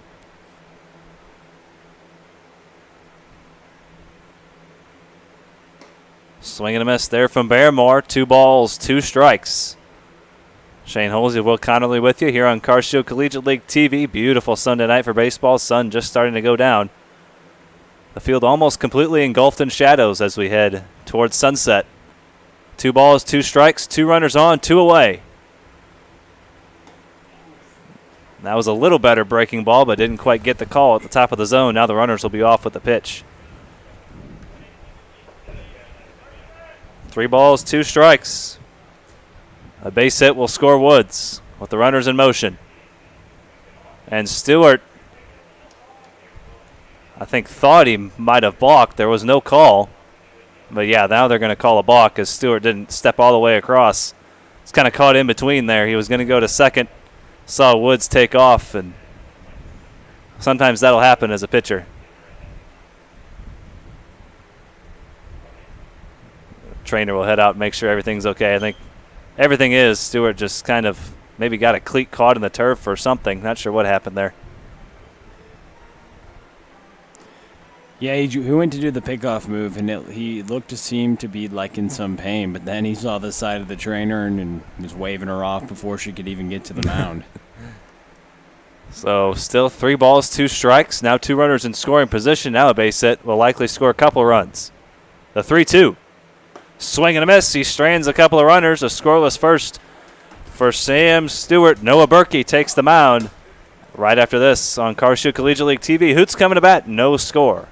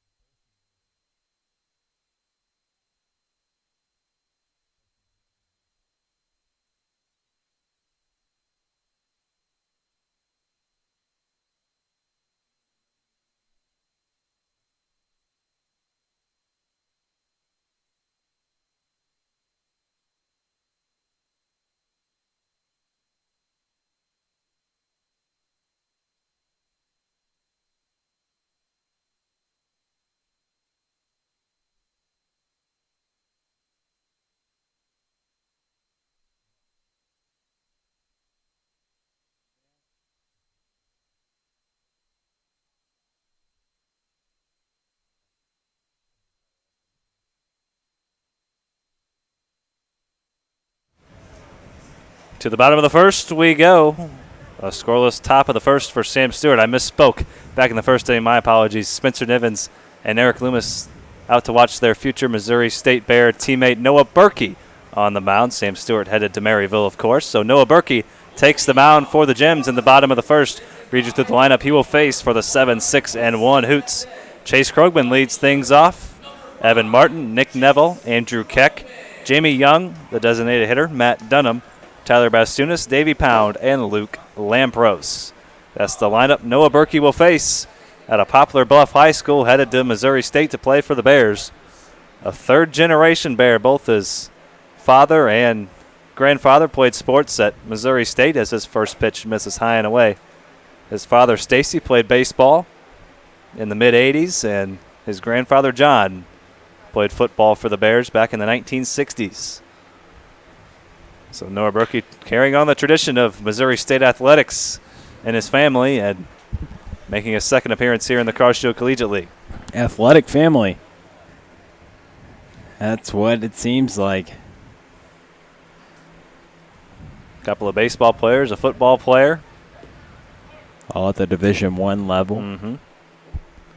Berkey, the number 11 right-handed pitcher in the state of Missouri in 2020, according to Perfect Game.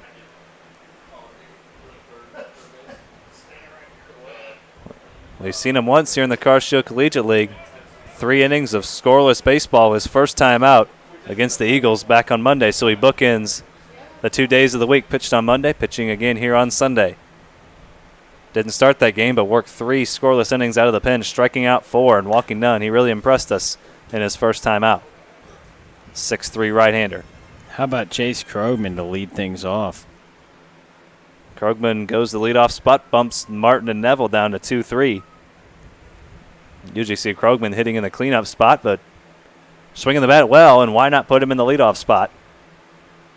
The 3-2, swing and a miss. Berkey starts things off with a strikeout. Looked like the changeup that got Krogman there for the first out.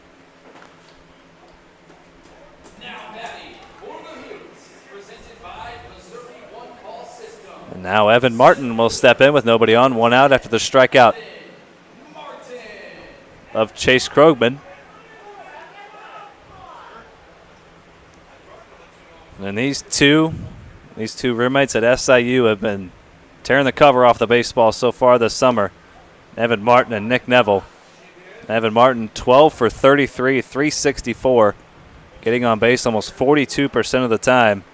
And his roommate Neville just below him at 345, getting on base 42% of the time and slugging over 600, over 650. They hit back-to-back in this lineup, and they haven't moved much since they were inserted into the lineup. No reason to. Nope. The one game they were separated, Martin hit leadoff and Neville hit third. But other than that, they've been right back-to-back in this order. And Martin smokes that one foul on the right field line. 1 ball, 2 strikes.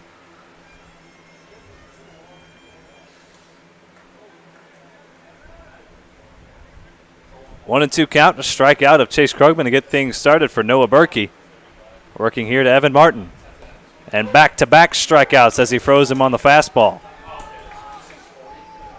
You have to think Martin was looking for something else as Berkey froze him on a fastball. Looked to be pretty much right down the middle.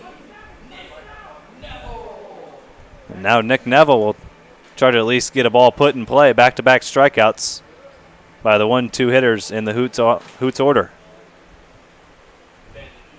Neville 6 doubles and a home run on the summer, along with 3 singles to account for his 10 hits, 70% of his hits going for extra bases. He's driven in 7 runs and scored 6 as well. Appearing in his 10th game.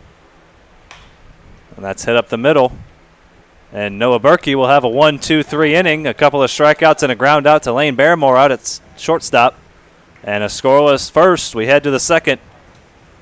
Jim's coming to bat, looking to strike first against Sam Stewart. Good pitching matchup here tonight, and they're both through a scoreless inning here on Carstio Collegiate League TV.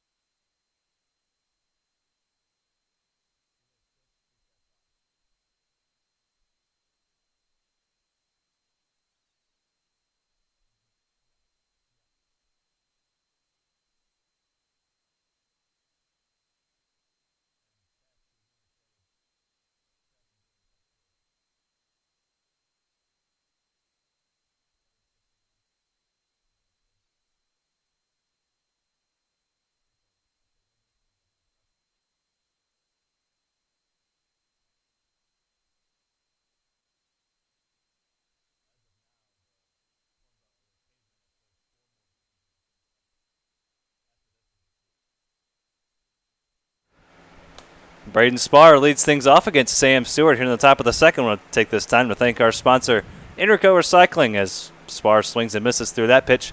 Interco has been recycling non-ferrous industrial metals, batteries, computers, and electronics since 1996. Their 400,000 square foot, 45-acre facility is on the Illinois side of downtown St. Louis.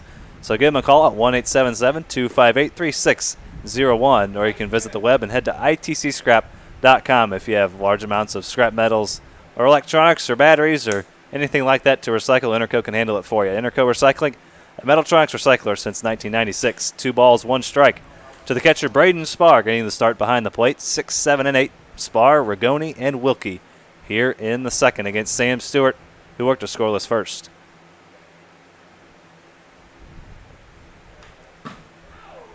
Two balls, 2 strikes after the foul ball.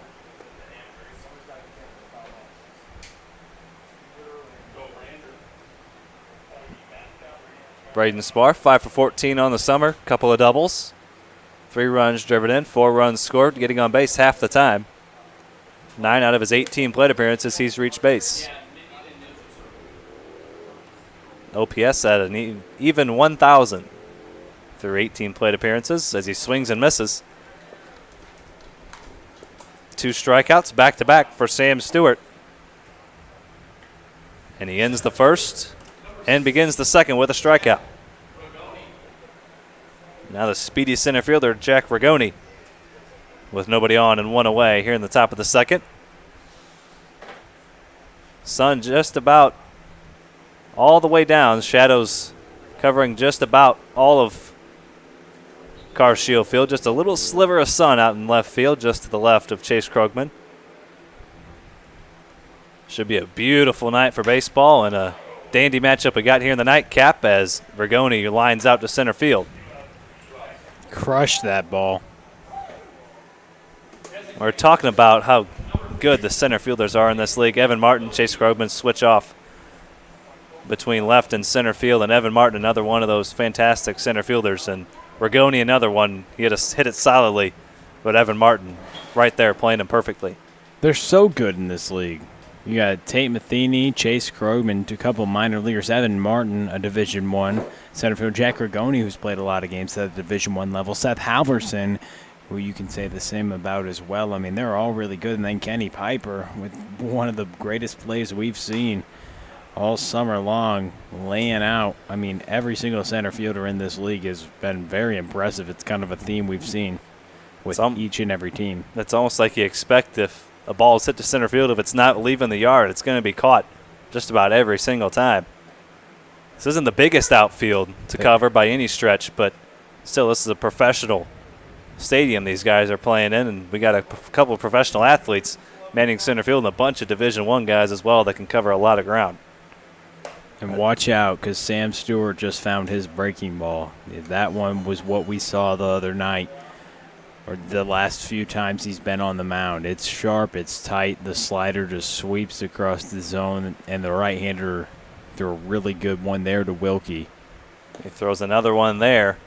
Just missed, good eye by Wilkie to lay off. And you ought to watch out when he has that breaking ball working. It's fun to watch. He came out with it. It was a little flat in the first, but he worked around it, didn't allow any runs, and now with a couple outs.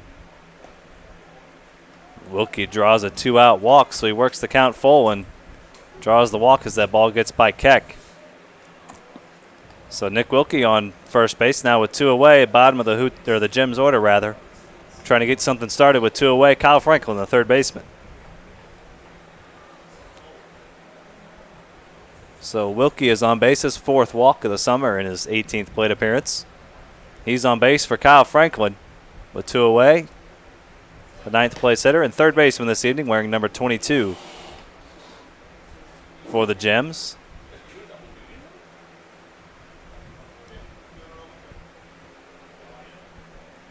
One ball, no strikes. Sam Stewart trying to work around the 2-out walk.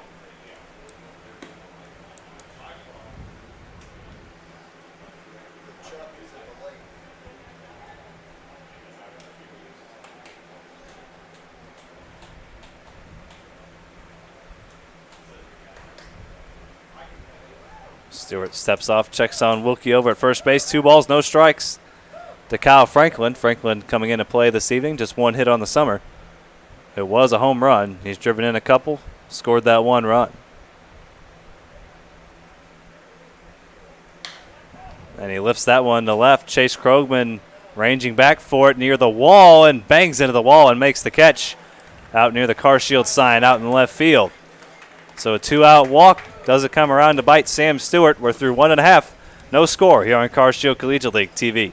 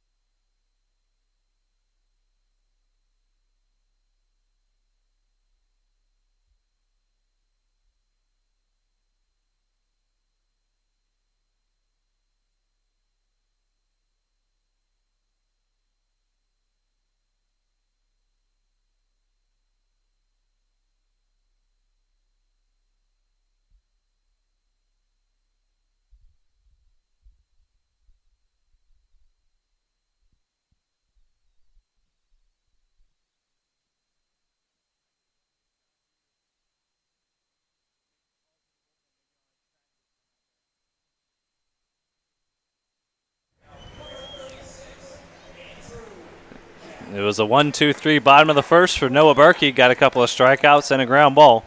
And Andrew Keck will lead things off. 4, 5, 6. Keck, Young, and Dunham here in the bottom of the first. 2 scoreless for Sam Stewart. Noah Berkey trying to do the same thing. He was sharp. He looked good in the first with getting a couple strikeouts, especially versus the top of this Hoots order. They're known for scoring early in the ballgame, getting things going early. Their offense for sure isn't the best in the league, but they have the best pitching. But somehow it seems like just a couple runs is what does it for the Hoots. But to get them quiet early right from the jump is important because they don't have the big pop like these other teams do. Just 5 home runs on the summer as a ball club. The man at the plate right now has 2 of them. Both opposite field shots. If he can hit one here, we give the Hoots an early lead, the 2-1. Good breaking ball there from Berkey, a slow looping breaking ball. It was sharp, though. It's not like it was just a gravity. Like he got on top of that bad boy, and it still broke into the zone, and that's a big-time pitch right there. 2-2 coming from Berkey. In the dirt, went with the changeup. You got Austin Schmidt with 6 home runs, the whole Hoots team with 5. But you can't look at what the pitching has done for the Hoots as the best earned run average in the league. You don't always have to hit the long ball to be successful. The Hoots are right up there competing for the top of the table. And that's smoked to third base. Kyle Franklin on to first. 4 up, 4 down for Berkey. Talk about that league-leading earned run average, 2.16. Hey, don't tweet about it. Don't tweet about it. We're not tweeting about it. We're just saying it. It'll balloon up there if we tweet about it.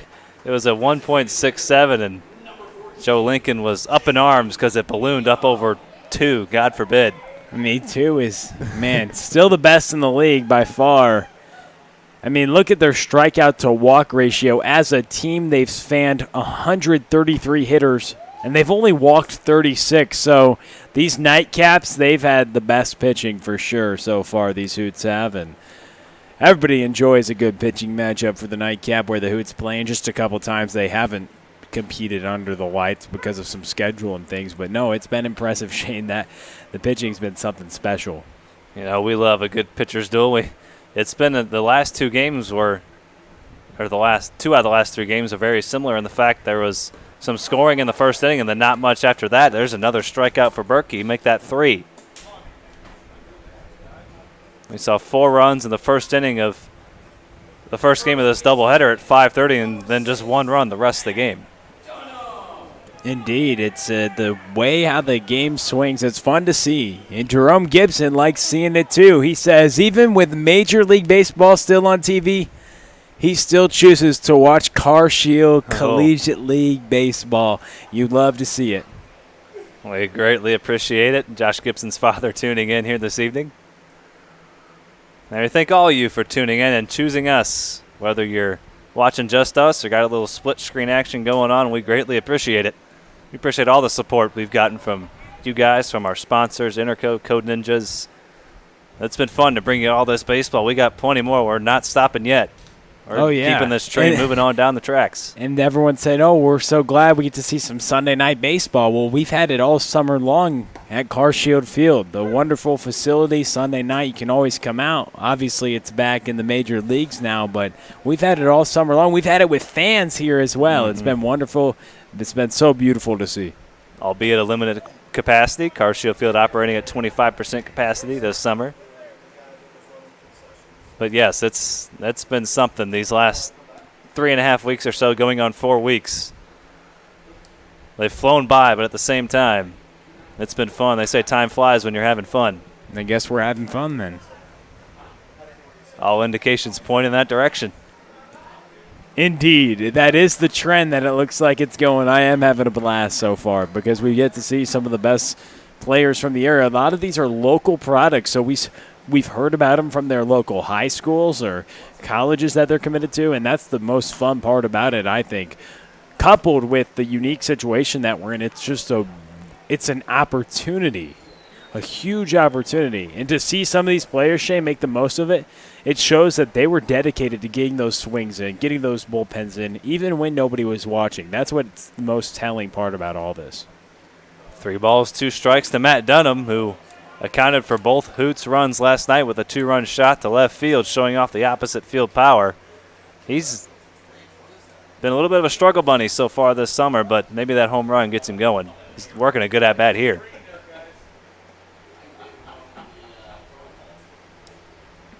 The Gibson family watching, and they ought to watch him. He's been slugging the baseball all summer.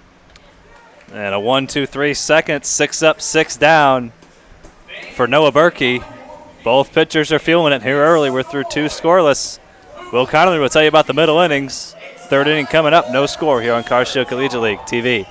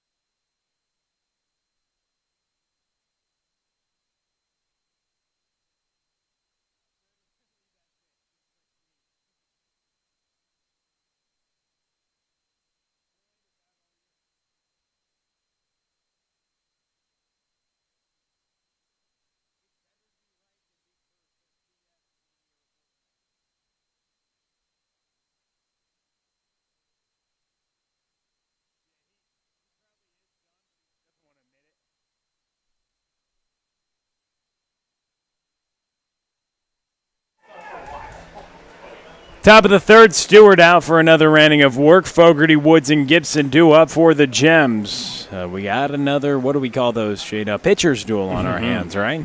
Absolutely.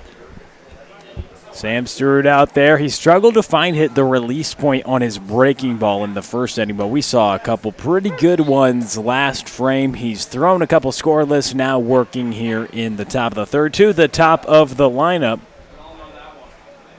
He's already struck out a couple of hitters. We know he has big-time strikeout stuff. And the breaking ball is back for Mr. Stewart. He said he found it. I think and it's... hey, you ought to watch out. His stuff is electric. Yet to surrender a run so far this summer, isn't that right, Shane? Mm-hmm.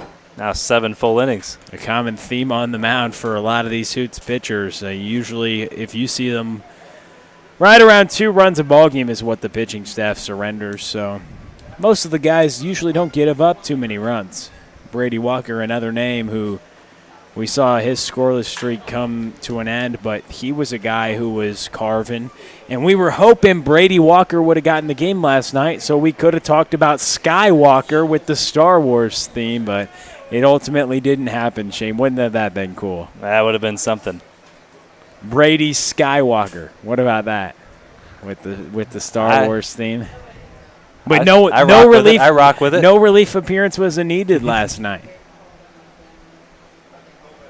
As we have David Schmoll in the press box right now, and he missed a couple pitching performances, but he's in here, and the show has just been beautiful tonight.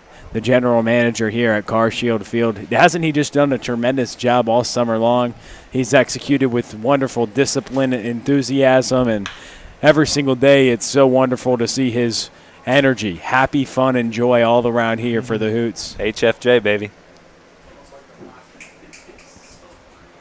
As Fogarty here, he's 0 for 1. He popped out to the second baseman last time at the plate, but he's worked a full count here against Mr. Stewart, the right-hander. Delivers the pitch. It's popped to right field, but coming up on it is Davey Pound for the first out. So a couple of pop-outs for Fogarty. That brings up Mr. Tommy Woods. He had some fun at the plate last time. It's always fun to get hit by the pitch, isn't it? Well, after you can laugh it off, shake it off, that one didn't really hurt him too much. Just a breaking ball that got away from Stewart. He's got that protection. He's fine. That's what they tell you to do, just shake it off, right? I think Taylor Swift said something like that. Oh, really? As the first baseman, Mr. Woods at the plate. Got on base last time. He got to second after Gibson reached base. The 3-hitter. We know people who have some interest in Mr. Gibson on the field. A couple of his family members watching this game. I mean, he's been a big-time bat. You got to put him third in the order with all the doubles that he's been hitting. He's usually a leadoff hitter, but he's someone who can really spray the ball. Very talented athlete at Jefferson College, and he's waiting to hit next, hopefully, for his sake, with Tommy Woods on base. He drills that one down the left field line, lines it foul out of play. Oh, no, it goes back into play. Mm-hmm. And the left fielder, Chase Krogan, will throw it out of play.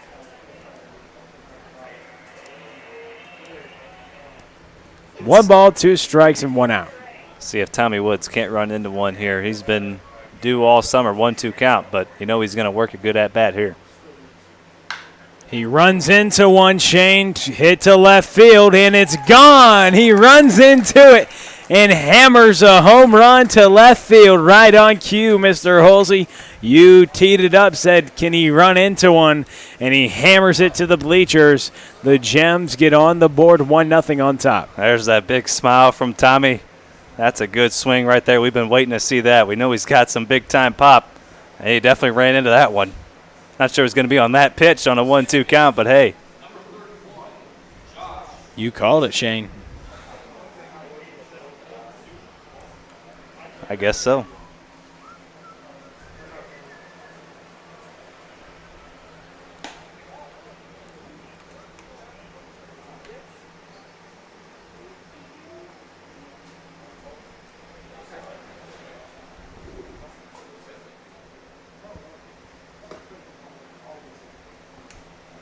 So Josh Gibson at the plate.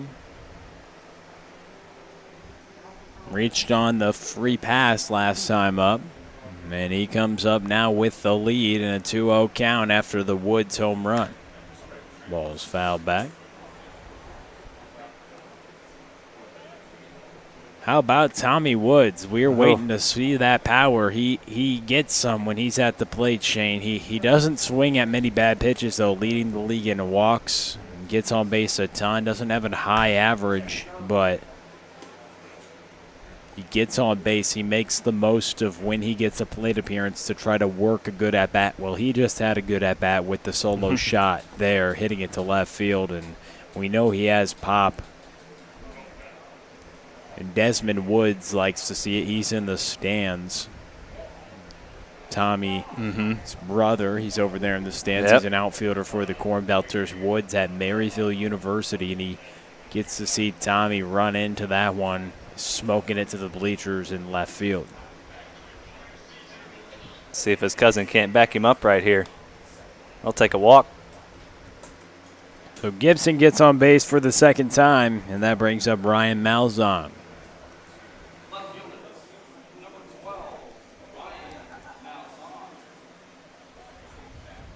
So Keck will talk with Stewart. Stewart trying to work out of a pickle here after giving up the solo shot, trying to not have things get out of hand. It's just one run. You can't win if you can't score anyway. Won't kill you, but if just depending on how you respond to it, he's looking for the ground ball against Malzahn. Malzahn has a nice stroke. He hit a really well-hit ball to center field last time at the plate, but was retired. Evan Martin got to it easily. So Stewart getting ready to face Malzahn, a runner on first. In a 1-0 ball game. The Gems only hit left the yard, Tommy Woods, with a 1-0 lead after the Woods solo shot earlier this inning. Here in the top of the third, Malzahn at the plate. He swings through the first offering. Runner on first is Gibson. A 1-run lead for the Gems, but looking for more as a runner is on first base. If you're Sam Stewart, you want that ground ball double play. You have Lampros close to the line at third. Dunham holding on Gibson at first, and the middle infield at double play. Depth outfield playing him straight away. Stewart with a check over on the runner, Gibson, but he gets back safely, no dive. 1 ball, 1 strike, 1 out, 1 runner on in a 1-0 ball game in the top of the third. Stewart checks twice, comes set, and he wants to look at Gibson again. If we were in a normal Prospect League season, when you would see teams go to opposing facilities when the pitcher picks off a couple times, you might hear the boos from the opposing fans, but of course not here as Gibson gets back a couple times. And most of these fans are pretty neutral. You hear the public address, and a lot of the promotions only involved with the Hoots games, but all 6 teams, really just mainly the fans, are the parents and a lot of their friends and family, and obviously community members probably gravitate toward the Hoots more than anybody else because that's what they were expecting when this league initially got created as the kick, and Gibson's off to the races, but the ball slips out of Keck's hand, and Gibson will go into second base. He was off to the races and has himself a stolen base. That stolen base brought to you by the O'Fallon Family YMCA, the Y for healthy living, youth development, and social responsibility. A 1-0 ball game in the top of the third. Stewart working with Keck. The runner on second is Gibson. And the breaking ball misses outside. Malzahn working a good at-bat. The count is now full. 3 balls, 2 strikes, 1 out. Gibson on second. Malzahn in the box. Keck and Stewart trying to work the right pitch on a full count. Gibson was running on the 3 ball, 2 strike count with 1 out. Has speed. He timed up the leg lift of Stewart. Malzahn fouled it away. Gibson retreats.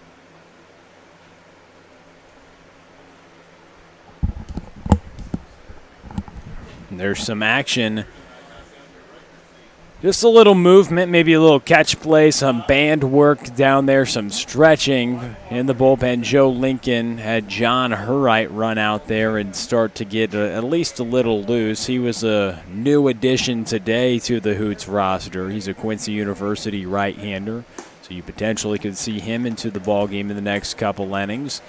As Malzahn gets on base via the free pass, back-to-back walks, runners on first and second, so Woods hits the home run, and then Woods starts to get careful with guys. So 2 straight walks brings up Barrymore with runners on first and second and just 1 away.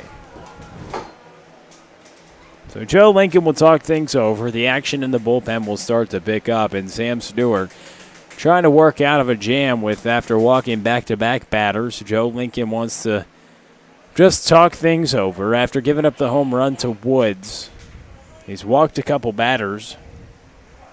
And now he'll face Lane Barrymore, who he struck out to end the first inning. But in the top of the third, 1 hit is all the Gems have needed so far, but it left the yard from Tommy Woods, his first home run of the summer. And it gave the Gems the lead. Peter playing in the nightcap against the Hoots, the 3rd game of the day. So far, we love these triple headers at CarShield Field. Baseball is back. That's what you hear on the public address all summer long when you come to the field, and it is back. It's been back for almost a month as we started this season on July 1st as the ball is popped up on the first pitch from Barrymore. He's frustrated as the ball's popped up, and Bastunas will catch it for the second out, so just 1 pitch away now is Sam Stewart. He faces Braden Spar, who struck out to lead off last inning. And after the home run, your job is just to minimize the damage you can do in an inning. You give up a couple more base runners, but you can keep this lead at 1. Hoots offense not the most powerful, but you got to score anyways to win. So just keep the deficit at 1, strain a couple runners on base, maybe provide a spark for your offense. Keck thought about going down to first base. Malzahn back in time. Gave a little look down there. Keck with a good arm. He runs well, too. Very athletic catcher after the swing and a miss from Braden Spar. 0-1 the count with 2 outs. The kick and the delivery is popped up into the air. Stewart points up toward it. Keck, the catcher, will catch that one for the 3rd out.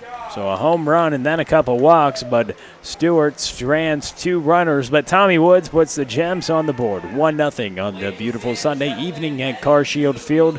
You're watching CarShield Collegiate League TV. We go to the bottom of the 3rd. Hang tight on CCL TV.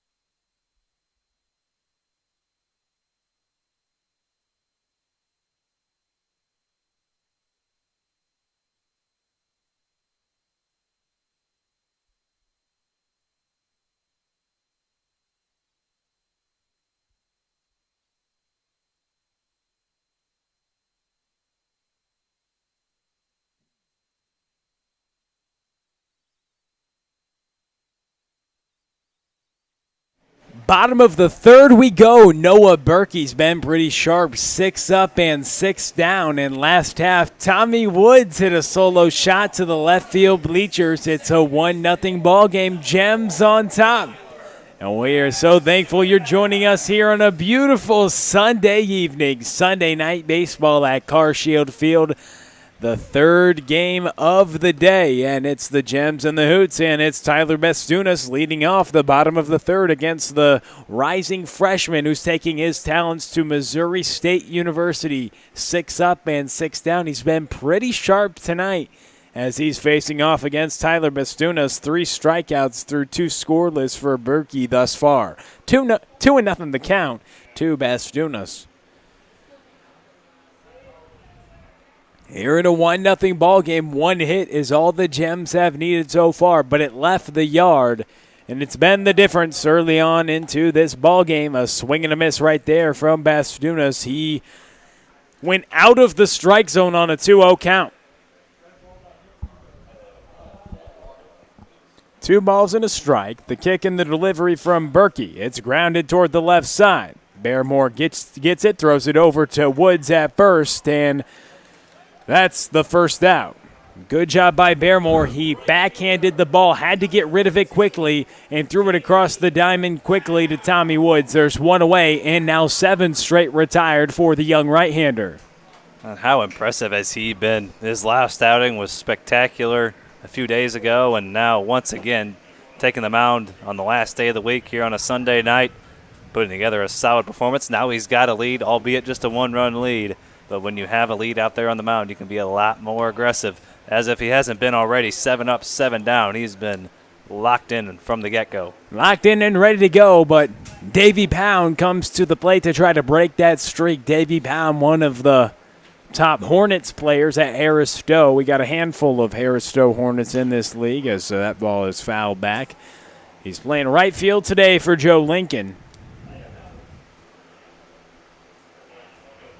It's pretty cool, Shane, to see what they're doing with Harris Stowe's field. The renovations that are going to be happening there. It's the great historical significance of that field as well.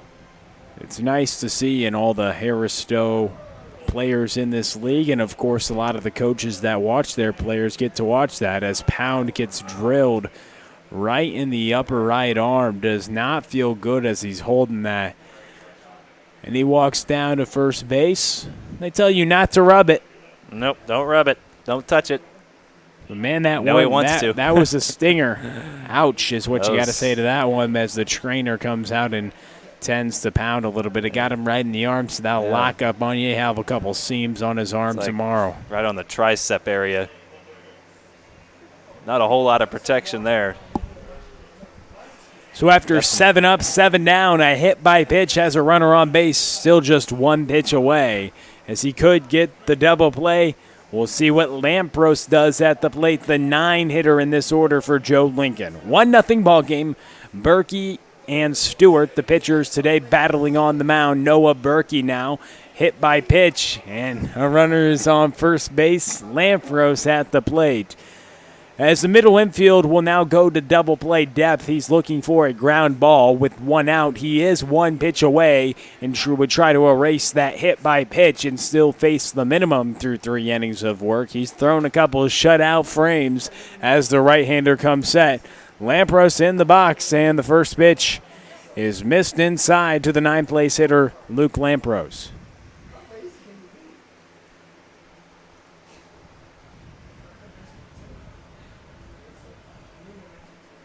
So Pound got on base on the hit by pitch. And a swing and a miss there by Lampros evens the count at a ball and a strike with 1 out. Woods at first base. When a runner got on first base, he put the mask up, the first baseman did.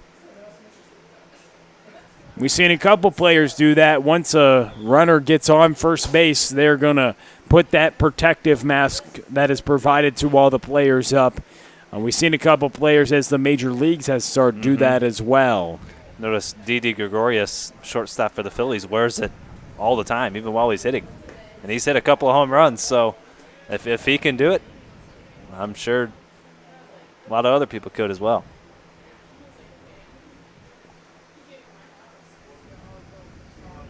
Well, they could for sure. I don't think it impedes what you do, but some players or people have their reserved opinions about if they should do it or if they should be told to do it. Nonetheless, a swing and a miss right there with two, and that will be the fourth strikeout for Berkey as he gets fans Lampros now 2 away in the bottom of the third. When you got a good breaking ball like Berkey does, you can work your way out of some jam just by getting some strikeouts. A ground ball is nice. Ground ball double play is nice, but strikeout keeps the ball from being put in play and keeps something wacky from happening. Krogman with a broken bat single up towards center.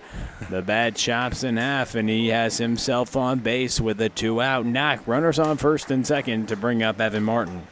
I don't think the bat totally broke. It just kind of chipped, and then Krogman slammed the bat on the ground, and that bat's not going to be of any use to him anymore, so might as well chop it up. Did get a base hit out of it, though.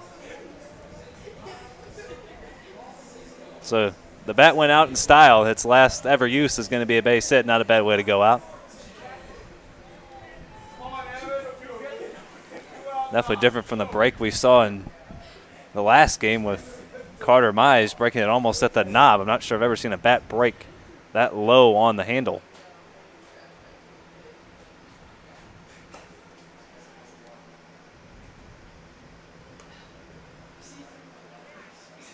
Yeah, that was – it looks like the whole bat was headed towards the pitcher. And just it was a straight clean break, but about 90% of the bat was broken and flying. A flying piece of lumber was tumbling in the air toward the pitcher's mound. But it dropped before it got anywhere close to the pitcher. Always beware of flying objects. We've seen it, a lot of bats just be let go. You need to get more of that pine tar, it seems like. But seems like bats get a couple have been into the stands, many into the dugout as Martin hits this one toward left field. And Malzahn will catch it in left for the third out. A couple runners stranded. We're through 3-1-0. Tommy Woods has been the difference so far with his solo shot after 3 at beautiful Carshield Field. Noah Berkey is cruising 3 scoreless. Stay tuned. Shane Holsey, Will Connerly here with you on CCL TV.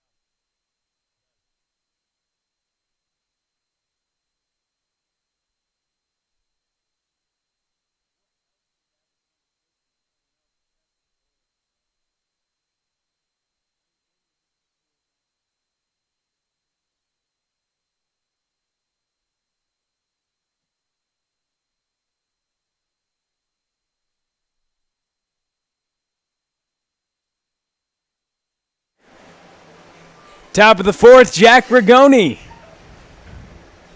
to start things off for the Gems. And when we go to break, Shane, people always wonder, what do these broadcasters talk about during the break? What do they do during the minute break you have? And it was an interesting little half inning just now. Sometimes, as a broadcaster, we'll turn around and talk to other people in the press box, right? Or at least I can only speak for myself, but... And so there's a couple people who join us in the press box as well. They hear us all summer long, what we say and how we go about our craft. And sometimes I'll turn around and talk to act like I'm talking to Zach McKinley, even though he's just sitting there. He can't respond to me. I'm just broadcasting, but I'm looking at him and talking. And so I do that pretty consistently, and finally they said something, and they were laughing about it. They thought it was funny, so we had a good little laugh in between the half inning as Rigoni hits this one towards center. He has himself a single, Shane. Hey, you march to the beat of your own drum, big fella. You do you. Whatever helps. And if it helps, I guess the fits. audience can be the judge if it helps or not, right? But Nick Wilkie, the designated hitter, will try to help his team here add on to the lead with a runner on first base. The difference tonight has been Mr. Tommy Woods. Rigoni probably feels like he should have a couple of base hits. The first one was hit probably much harder, and Martin ran underneath it. That one not hit quite as hard, but hey, he'll take a base hit. And Wilkie. You can almost guarantee at some point while Rigoni's on first, he's going to be taken off for second at some point. Oh, he's a speedy center fielder. His mark this past spring, 25 stolen bases and 25 tries, Shane. That was tops in the country. I think that was second in the country. That's an incredible to have 25 stolen bases in a normal college season, right around 50 games or so, is incredible. And this shortened season to have 25 and to never be caught. You think at least one time he might get a bad jump or something. He'd be running on a really good catcher, but no, 25 for 25.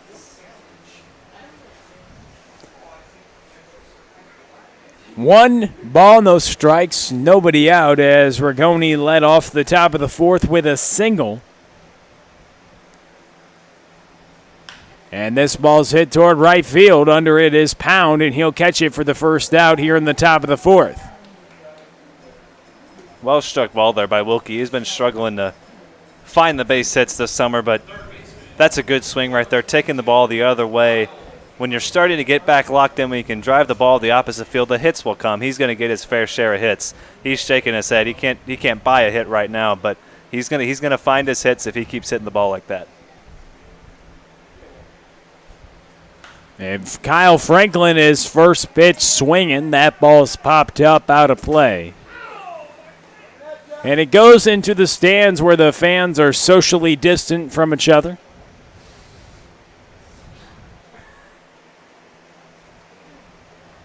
A couple of sections, every other section, get a couple sections, and then fans, and then they rope off sections to make sure they have the proper distance. And Rigoni, the pickoff move, and now in a rundown, they'll try to get Rigoni sliding back to first, and he's caught out to dry.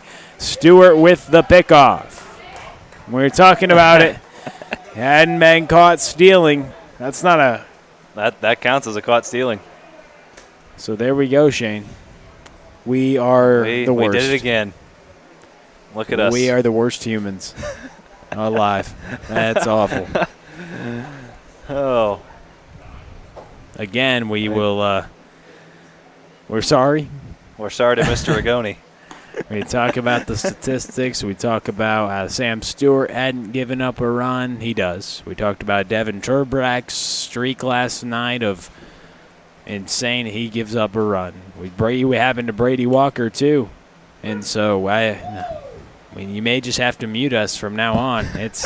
I'm sorry. Rigoni, 25 for 25, so he hadn't been caught stealing in over a year. I mean, it's probably been a while for him. Probably is a weird feeling. Running wild. That's not the traditional caught stealing, of course, but it still counts that way. It looked like he might have been running on the pit, or not sure if he was just getting a secondary lead or if he was planning on taking off on that pitch. But either way, we apologize to Mr. Rigoni. His caught stealing number just went up. A ball, 2 strikes. Stewart comes set, and the offering. Upstairs. Got another pitcher's duel on tap for us tonight here in the top of the fourth. Just a 1-0 ball game. Only 3 hits between the two teams. 1 for the Hoots, a couple for the Gems. The breaking ball Franklin caught looking. Stewart flashing the breaker. It bends right into the strike zone for a called strike 3. We send it to the bottom of the 4th, and it's a 1-0 ball game. Gems on top. The only difference so far now has been a Tommy Woods bomb. Stewart gets through 4. He's just surrendered 1. And we go to the bottom of the 4th where Noah Berkey's been carving. Can he continue? Find out next on CCL TV.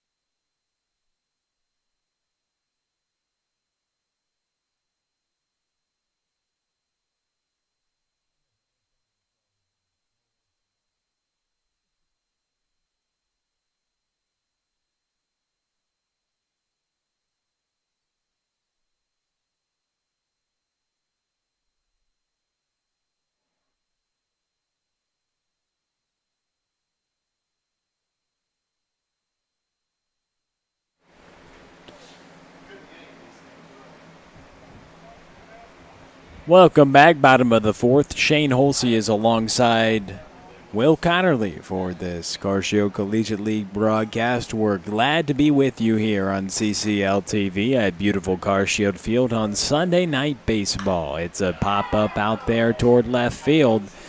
Backtracking for it is Malzahn, and he'll catch that for the first out here in the bottom of the 4th inning. It's 8:45 p.m. here on Sunday night. We started this game. This is probably the earliest nightcap start we had around as we were 7:40. cruising through that first game. Yeah, 7:40. 7:41 is what we had in the scorebook for ultimately when that first pitch was delivered. Here in the bottom of the 4th with 1 away comes up Andrew Keck. But it's been a beautiful evening, Shane. Yes. Obviously, when that sun goes down, things cool off. But what hasn't cooled off is Noah Berkey. He's been on a tear. Not at all. The future Missouri State Bear has been absolutely carving. His face just 1 over the minimum. And this ball is skied toward left. The shortstop, Barrymore, seems to be in control. He is 2 outs. 2 over the minimum, but still impressive. Just 1 hit surrendered so far. And Noah Berkey this is what he's doing right now, Shane. He's lining the batters up and knocking them down. Only surrendered 1 hit so far, and he's 1 pitch away from throwing 4 shutout innings with just 1 hit allowed. And he's being efficient. You think his night feels like it's just beginning. He hasn't had to throw many pitches under stress. If he can get a couple more outs, he's right around 50 pitches right now. He's just surrendered 1 hit, and he has 4 strikeouts, and he hasn't walked a hitter yet. So through 4 innings, around the 50-pitch mark, if he could get a hitter here, that's efficient, that's effective, and that's the tribute to just allowing 1 hit and no walks. So big-time stuff from Berkey tonight. Your goal is to be right around 12, 13 pitches. That's a good number to shoot for a pretty realistic number that you can shoot for and still be pretty efficient. This ball's hit toward left. Malzahn under it, and he catches it for the third out. Berkey is carving for shutout, just one hit. So stay tuned. Noah Berkey is on a tear. Joe Lincoln wants to go see if that ball hit down, but for now it's out number 3. Noah Berkey, 4 shutout innings, just 1 hit allowed and 4 strikeouts, no walks. He is shoving as we send it to the 5th on Carshio Collegiate League TV.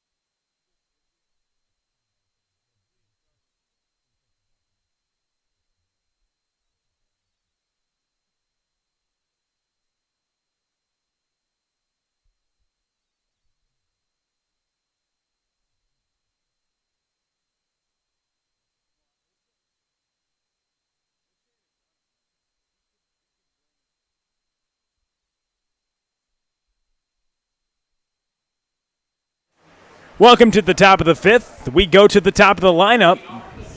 Tyler Fogarty, Tommy Woods, and Josh Gibson due up, but they'll be facing a new right-hander, John Herright, into the game. The Quincy University right-hander, he can bring the fastball above 90 miles an hour. A former Division I transfer, now a right-hander at Quincy University. He was 3-1 with 5 games started in 33 innings of work. He surrendered 33 hits and had a 5.73 earned run average. Has good strikeout stuff as the first pitch missed with the ball. And Fogarty leading off here in the top of the 5th inning, a 1-0 ball game. As John Herright comes set, and the second pitch is in there for a strike, a ball and a strike.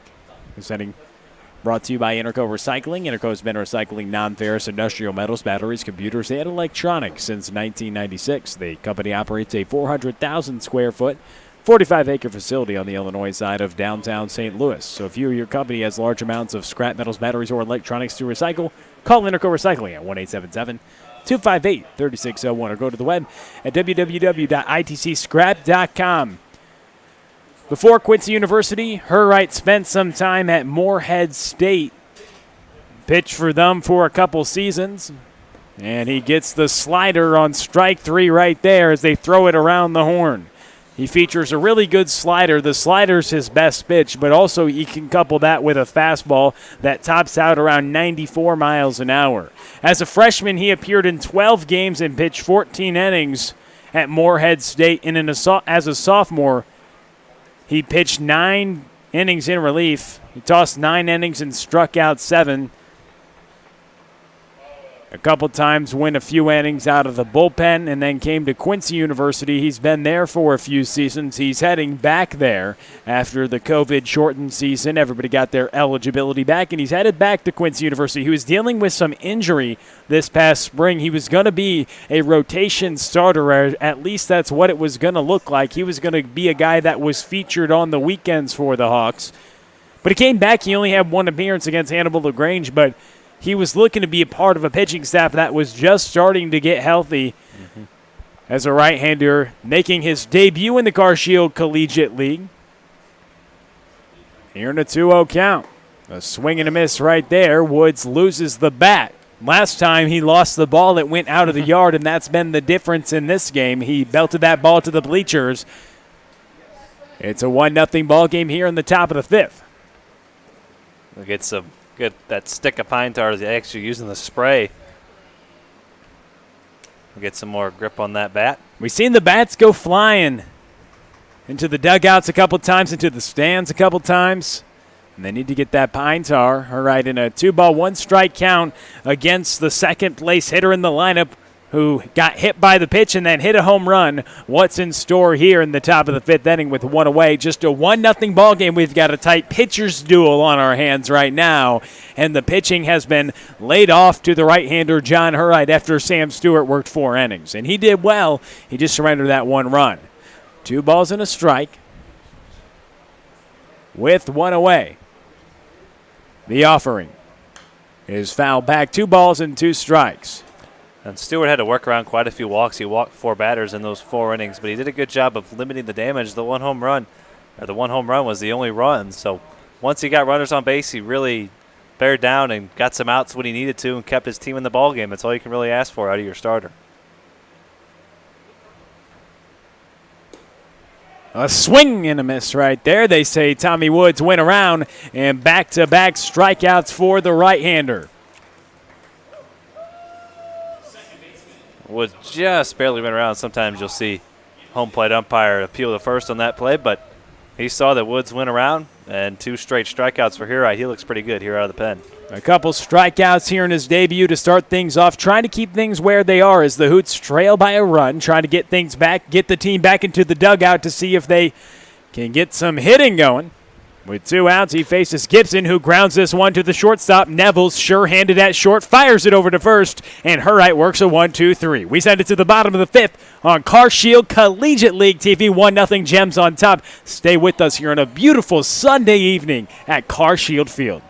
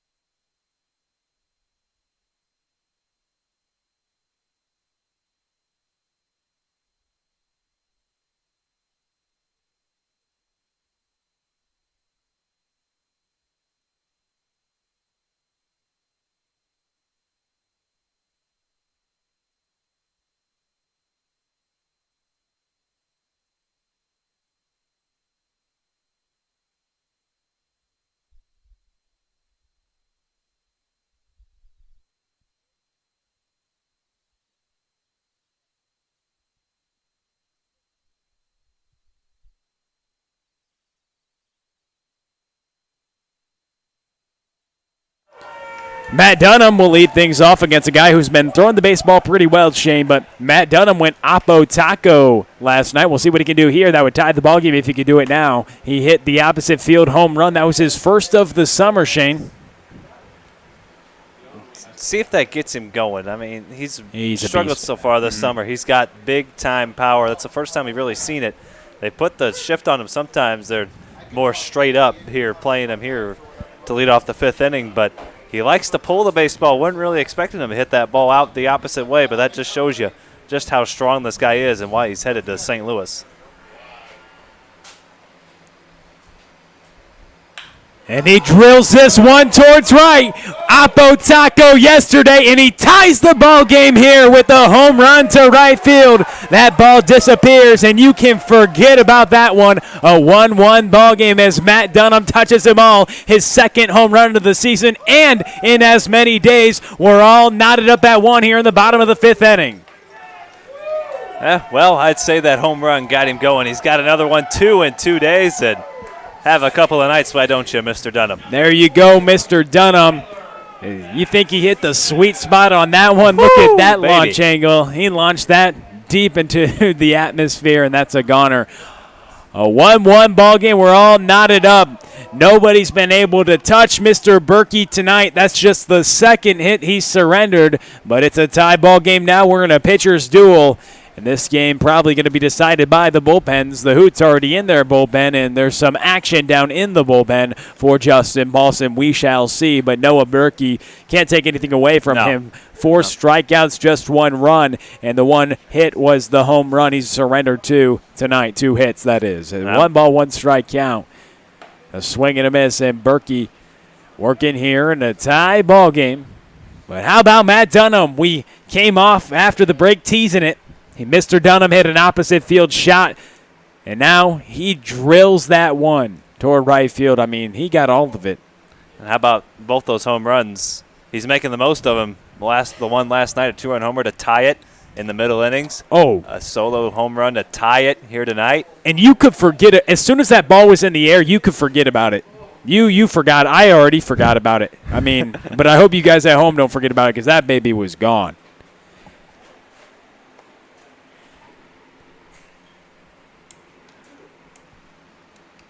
Ain't that right, Shane? A swing and a miss. So Bastunas is retired. Spar throws it around the horn. Throws it around to first base first to Tommy Woods. And there's 1 away.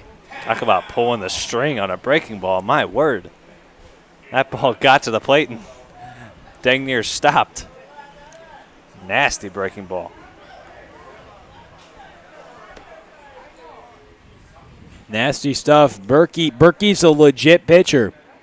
And now Berkey's going to be talking to his catcher. They're going to talk about things. Hey, way to get back in the zone. Way to get the strikeout. You did surrender the home run. We're in a tie ball game, but keep pitching well. Control what you can control. Put your head down. Work hard and try to execute these pitches here this coming inning. We got some action in the bullpen, so potentially this could be his last inning. But here in a 1-1 ball game, things are getting interesting. The screws are getting tight on this ball game.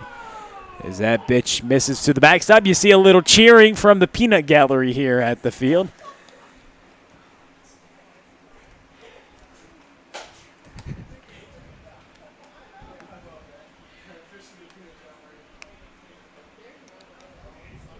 As Davey Pound at the plate, facing off against the right-hander.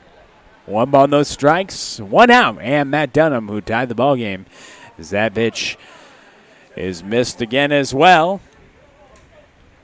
Andrew Marsh, Jeff Stallduth have been doing a great job in the press box all summer long. If we ever are confused about a scoring call, we ask Mr. Stallduth, hey, what'd you have there? We usually don't disagree with him because he's just got a great baseball IQ. He knows right away what the correct call is going to be. Only a couple of times I've looked down there. And maybe we've had a potential disagreement, but I'd probably ultimately be wrong in that case. 2 balls and a strike. Davey Pound at the plate. The Hoots already with 1 run across. They've only had 2 hits off of Berkey tonight, but one of them tied the ball game here in the bottom of the 5th with a Matt Dunham home run. But But here in the bottom of the fifth, a 1-1 ball game, and a 2-1 pitch is missed low. 3 balls and a strike.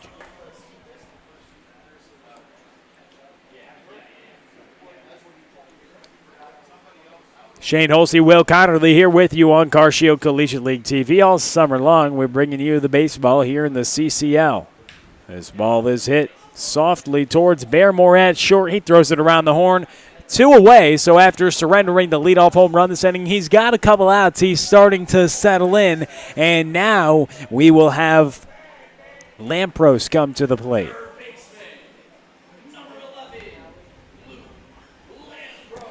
So Luke Lampros is at the dish. Every hitter now that comes to the plate is the go-ahead run. One swing of the bat can make the difference, and it feels like that's what's going to happen tonight.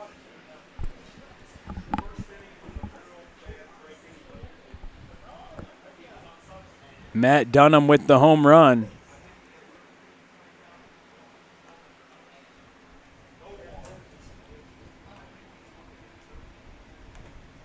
Back-to-back days for the SLU commit.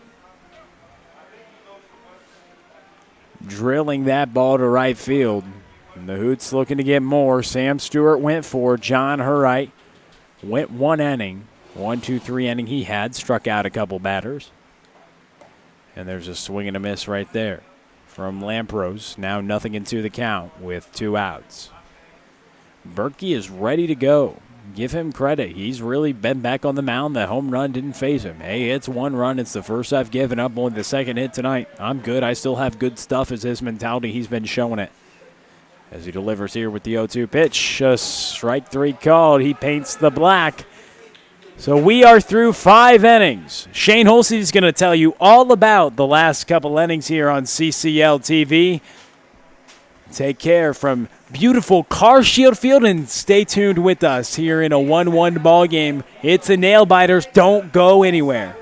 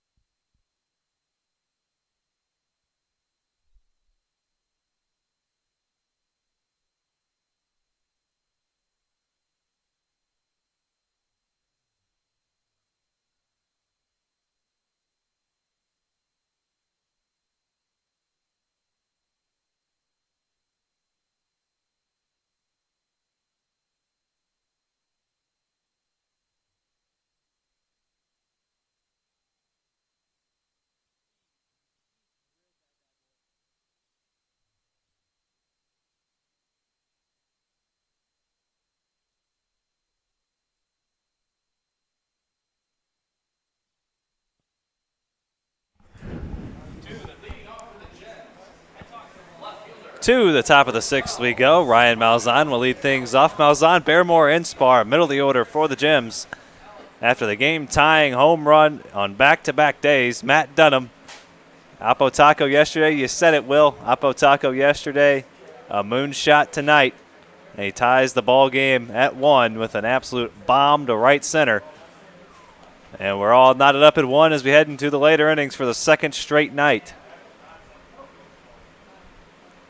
We're all knotted up late in the ball game. Who's going to decide it? We ended in a 2-2 tie yesterday. That's hit well by Malzahn on the right field line, but it's going to slice foul.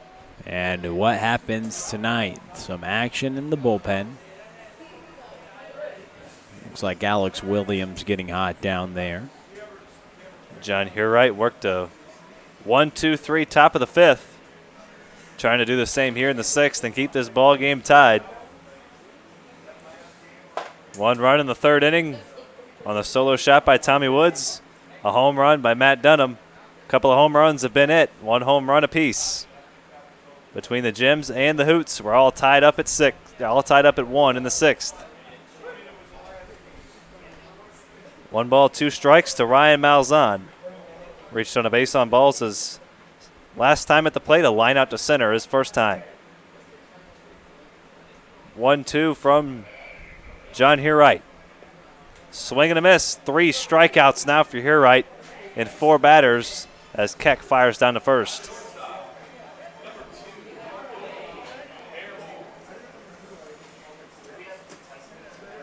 We talked about that home run, maybe getting Matt Dunham going.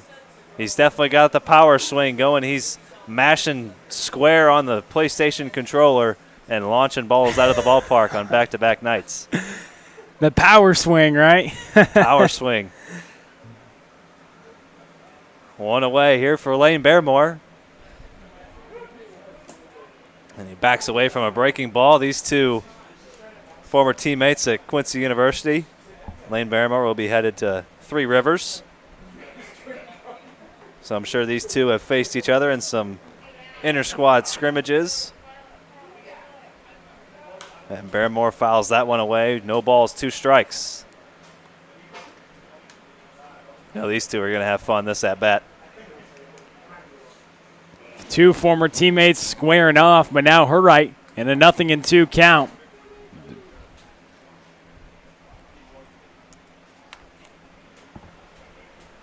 Way up. 0-2 coming from Hurright. Outside corner, and Hurright has his 4th strikeout in 5 batters. That's paint right there, too. There you go, Hurright, painting the black. Oof. I mean, that is when you take the paintbrush out and you just dot it up. You call it dotting and spotting right there. I think our friend Benjamin Moore would be proud of that one. Oh, man. Ben Moore that works here. He loves it when guys paint the corner. And man, oh, man, he did paint it indeed. Now Braden Spar with 2 away.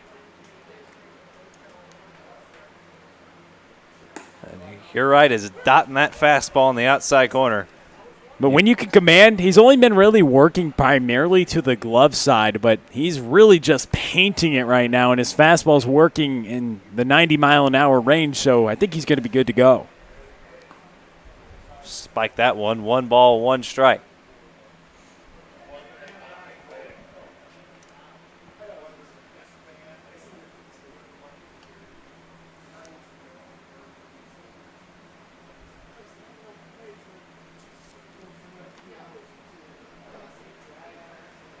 And Spar rips that one down the left field line, but it goes out of play into that grassy area down the left field line. 1 ball, 2 strikes. And that breaking ball, Hurright got lucky. He hung that one. He needs to bury that bad boy. But now with 2 strikes. That was one of those cement mixers. See if he buries one here. 1 ball, 2 strikes. Hurright trying to strike out the side. Check swing and a foul ball. He wants to go with the fastball. The slider's been decent tonight, but he's hung it a couple times. He's got away with it just because it has good, sharp break. But Spar was expecting it, and he had to give a little check swing, a little courtesy swing on that to foul that bad boy back. 1 ball, 2 strikes. Another life here for Spar. And he's got a base hit with 2 outs. Nice piece of hitting there by Spar. He's 1 for 3. A 2-strike hit given up, and Spar was kind of, it seemed like he was potentially sitting on that fastball. He got around on it pretty easily. And Hurright's breaking ball got up in the zone, so he knew that Spar could handle the breaking ball, went to the fastball, kind of ran up in the zone, and now he goes and faces Rigoni. Rigoni with a base hit his last time up to center field. He's hit a couple of balls well. The center field, 1 was caught, 1 fell for a base hit.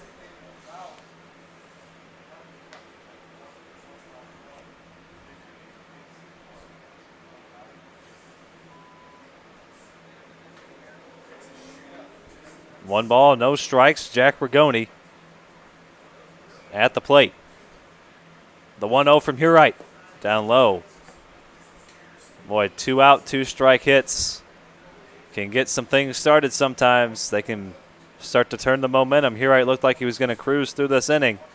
But Braden Spar had something else to say about it with a 2-out, 2-strike hit and a 2-0 count here to Rigoni. That's chopped foul. Good pitch, bearing in on the hands by Hurite. His ball moves so much, so even 2 balls and no strikes, when you're dead red, gonna mash, it gets in on the hands with good velocity. Good job by Hurite. And when you see a swing like that on 2-0, that's an indication of just how much his ball is running, because Rigoni sees that pitch middle in. He thinks he's got a good pitch to hit, then all of a sudden it's in on his hands. And that gets away from Keck, and Spar's going to take an extra base. So now a base hit could tie this, or give the Gems the lead, rather.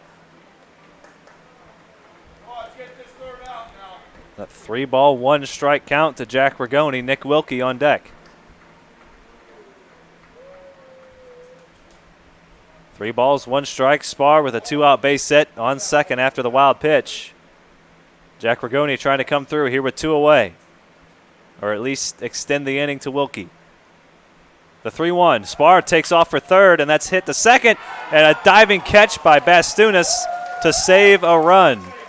Rigoni's hit the ball hard 3 times, but just 1 hit to show for it. We're through 5 1/2. We head to the bottom of the 6th. 1-1 in this pitcher's duel we've got going tonight. Another tie ball game late.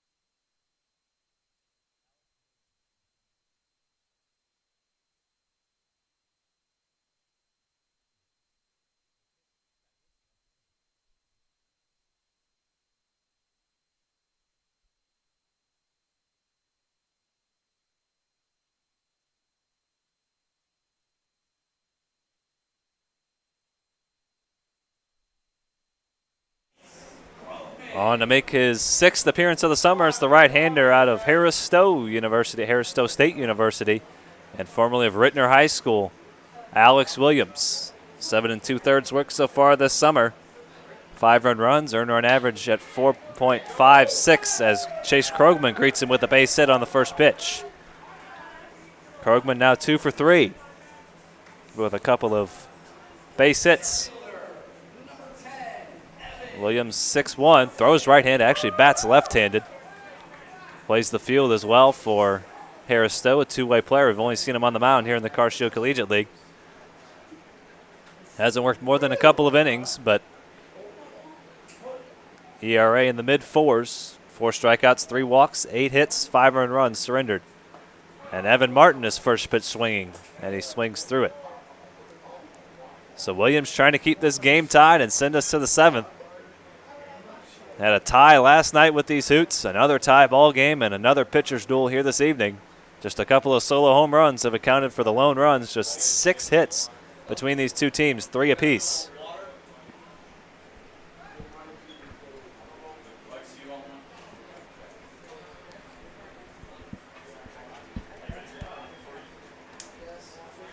Evan Martin 0 for 2 on the evening, a strikeout looking and a fly out to left field. Leadoff base hit by Krogman on the first pitch he sees from Alex Williams, and he represents the go-ahead run over at first, and he takes off for second. The throw down from Spar is not in time. A stolen base for Krogman. Now in scoring position, that go-ahead run. That stolen base brought to you by the O'Fallon Family YMCA, the Y for youth development and healthy living. Social responsibility. Now Krogman in scoring position. That erases the double play possibility. Now he's in scoring position with nobody out. Stolen base number 3 for Krogman on the summer.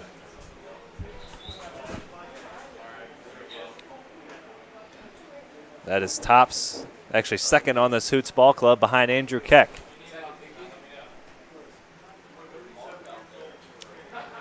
No balls, 2 strikes to Evan Martin. And he rips that breaking ball down the right field line, and it bounces out of play. So Martin stays alive. Quiet night for him, 0 for 2. Likewise, his roommate on deck, Nick Neville. Both are 0 for 2, but can he erase all that if they can come through here? No balls, 2 strikes. The delivery from Alex Williams. Sprayed foul, heads up over there.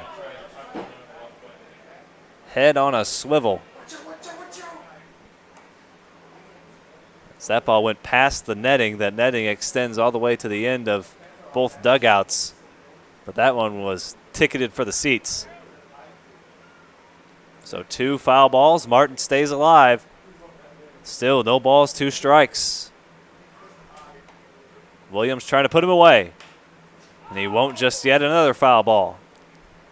Over towards Sam Lemcool getting loose down there in the Gems bullpen. 3 straight foul balls with 2 strikes for Evan Martin. He's a tough out. Proving so here. Trying to at least move Krogman over to third. Krogman stole second base, getting aggressive on the big leg kick from Williams. And he swiped his third bag and now is in scoring position. Big hole on the left side of the infield.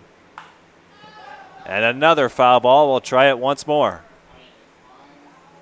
4 straight 0-2 foul balls by Martin. These are the at-bats right now. You want to at least do a job, get a guy over, get him in, take him to camp here. Later in this ball game, that run is so important out there, Shane. Find a way, and that's the at-bat you need from the Hoots right now. Martin trying to have a productive at-bat here. He's about to see the 7th pitch. And that's hit to left field. That's going to get down for a base hit. Chase Krogman is going to score to make it 2-1. An RBI go-ahead base hit for Evan Martin as he slides into second base.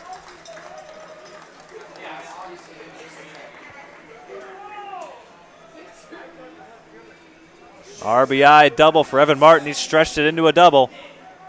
And he delivers a key RBI there and puts the Hoots ahead 2-1. Boy, how good have these 2 SIU Salukis been, coming up with big hit after big hit late in ball games. Neville trying to extend the lead now. 2-1 Hoots as they jump in front. First pitch swing, a big swing and a foul by Neville. The RBI double for Evan Martin has the Hoots on top 2-1. First double for Martin, first extra base hit of the summer. All 12 of his hits had been singles before that base hit. RBI number 3. And it's a big one as it puts the Hoots ahead in the 6th. Nick Neville looking for more. Still nobody out. No balls, 1 strike. The delivery from Alex Williams. Breaking ball, misses high. And those are the at-bats you need.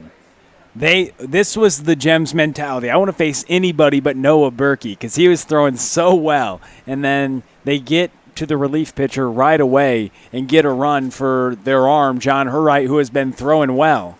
And how about the at-bat Evan Martin worked, fouling off 4 0-2 pitches, finally getting a mistake and making Williams pay with a base hit, which he stretched into a double. Great speed Evan Martin has put on display here this summer. Excellent contact hitter. That's his first extra base hit. And that's popped into foul territory. Kyle Franklin giving chase into the bullpen, and he won't get there as it goes out of play.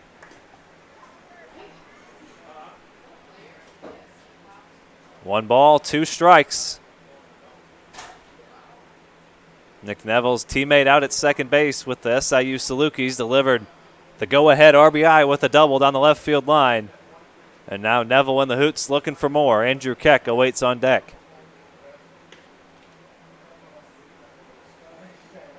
Neville's already got 7 RBIs in 9 games. Looking for number 8, potentially 9. The 1-2.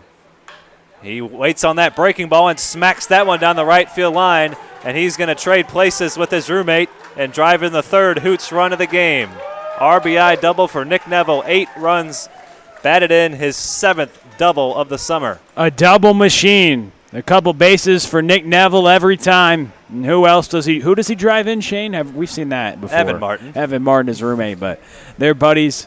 And they are trading places on the base paths a lot this summer. But Neville, man, that OPS, that slugging, way up. I mean, he's just knocking double after double after double. How many is that on the year, Shane? 7. 7 doubles. Man, oh man, he has more doubles than anything else. Not 1, not 2, no, we don't have to go there today, but still, 7 doubles.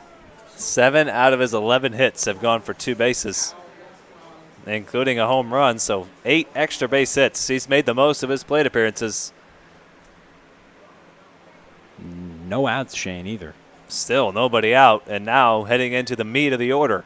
Oh, here's some meat at the plate for sure. Andrew Keck has a couple of home runs so far this summer.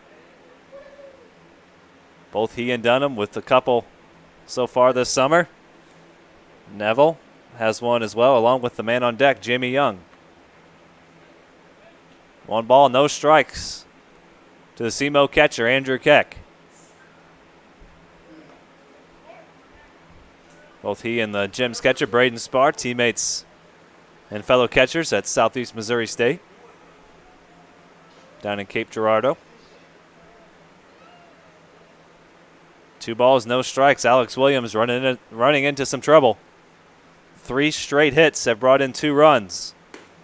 2 of them going for 2 bases.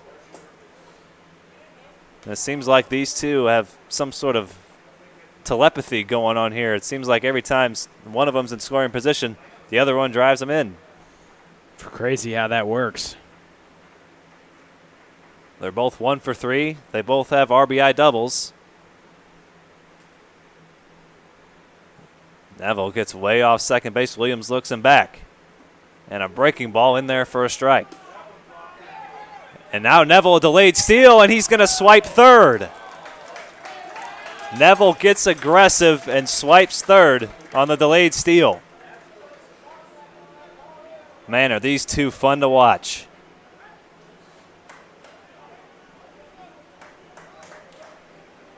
That stolen base brought to you by the O'Fallon Family YMCA, the Y for Youth Development, Healthy Living, Social Responsibility, as the Gems will bring the infield in here with nobody out. 2 balls, 2 strikes to Andrew Keck.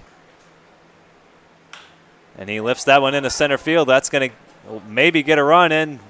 Neville's going to tag. Rigoni, the throw from the outfield is a strike. The plate, he's safe. Oh, wow. A sac fly for Andrew Keck. Neville, brilliant speed at third base, comes across to score 3 runs in the inning for the Hoots. It was going to take an absolutely perfect throw. Rigoni put it right on the money, but Neville, blazing speed down the third base line, and scores the 4th run of the game for the Hoots.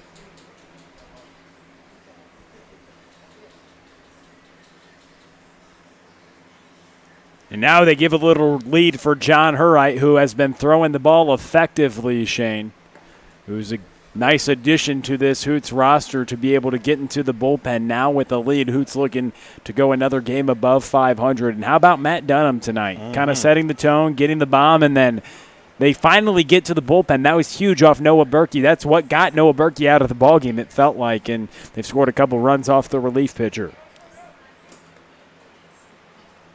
Jamie Young here in a 1 ball, 1 strike count. He's 0 for 2 on the evening.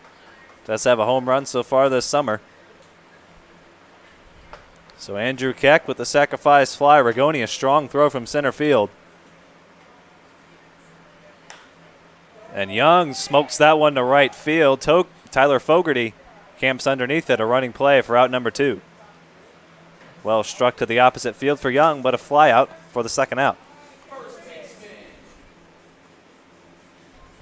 The Hoots, just enough offense. They're not going to score 7, 8, 9 runs every game, but when you got pitching like they do, you don't need a whole lot of offense, and they've gotten just enough and some late runs, and they continue to add on. Insurance runs late in these ball games have played such a huge role all summer. I mean, their pitching has been incredible. Their ERA right now, their team ERA, I mean, it's been insane. It was sub-2 for just until a couple days ago. It's just above 2 now, and their starting pitching has been good. The Maryville right-hander, Sam Stewart, and their Maryville's getting a pretty good arm. The right-hander did well tonight. Then they gave way to John Hurright, who's thrown a couple scoreless frames, but now a call to the bullpen. We'll tell you about the new arm for the Gems. We'll take about a 30-second break. We'll be back with you. 2 away here in the bottom of the 6th. Hoots on top, 4-1.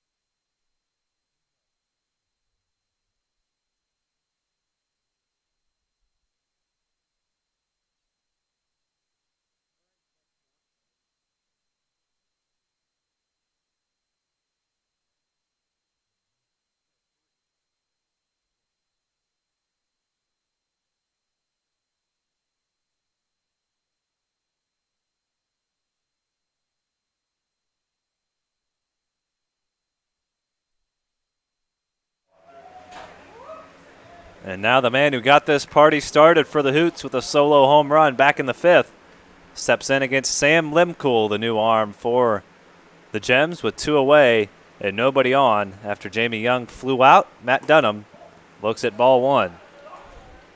Sam Limcool has been one of the better arms we've seen out of the bullpen all summer, not just for the Gems, but throughout the league. A 1.14 ERA and 12 1/3 innings of work. Out of the bullpen, this is his 8th appearance. And a whip at .81. Doesn't surrender a lot of base runners, 11 strikeouts, just 2 walks, and 8 hits given up in 12 1/3.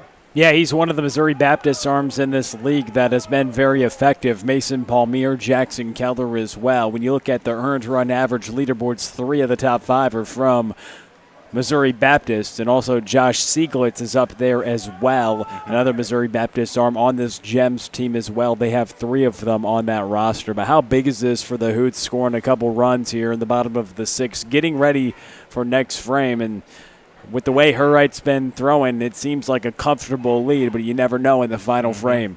Never know. Any insurance runs you can get. They've gotten 3 runs here this inning, 4 unanswered, scored by the Hoots. And they lead it 4-1 here in the bottom of the 6th. Matt Dunham contributed one of those runs with an absolute bomb to right field that tied the ball game last inning. 3 runs in this inning. They haven't used the long ball, but they haven't needed to. 3 runs here this inning. A couple of RBI doubles by a couple of SIU Salukis.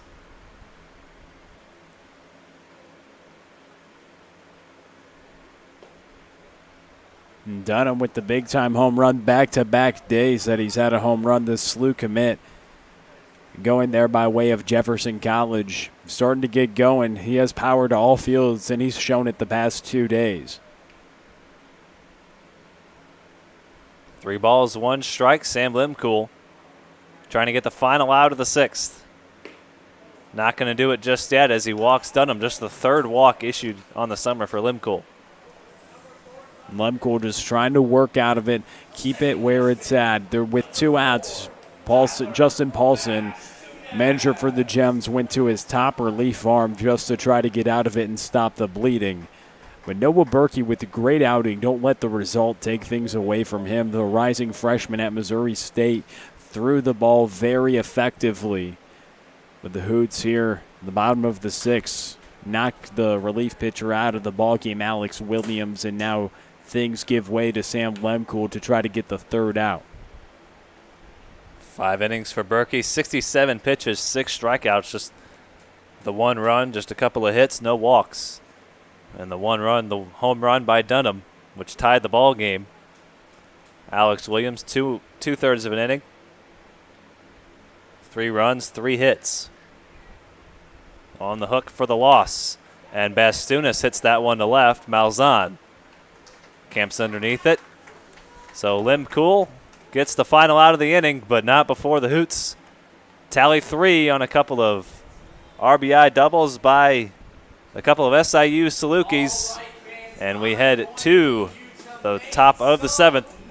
Gems need a field goal. They trail it 4-1.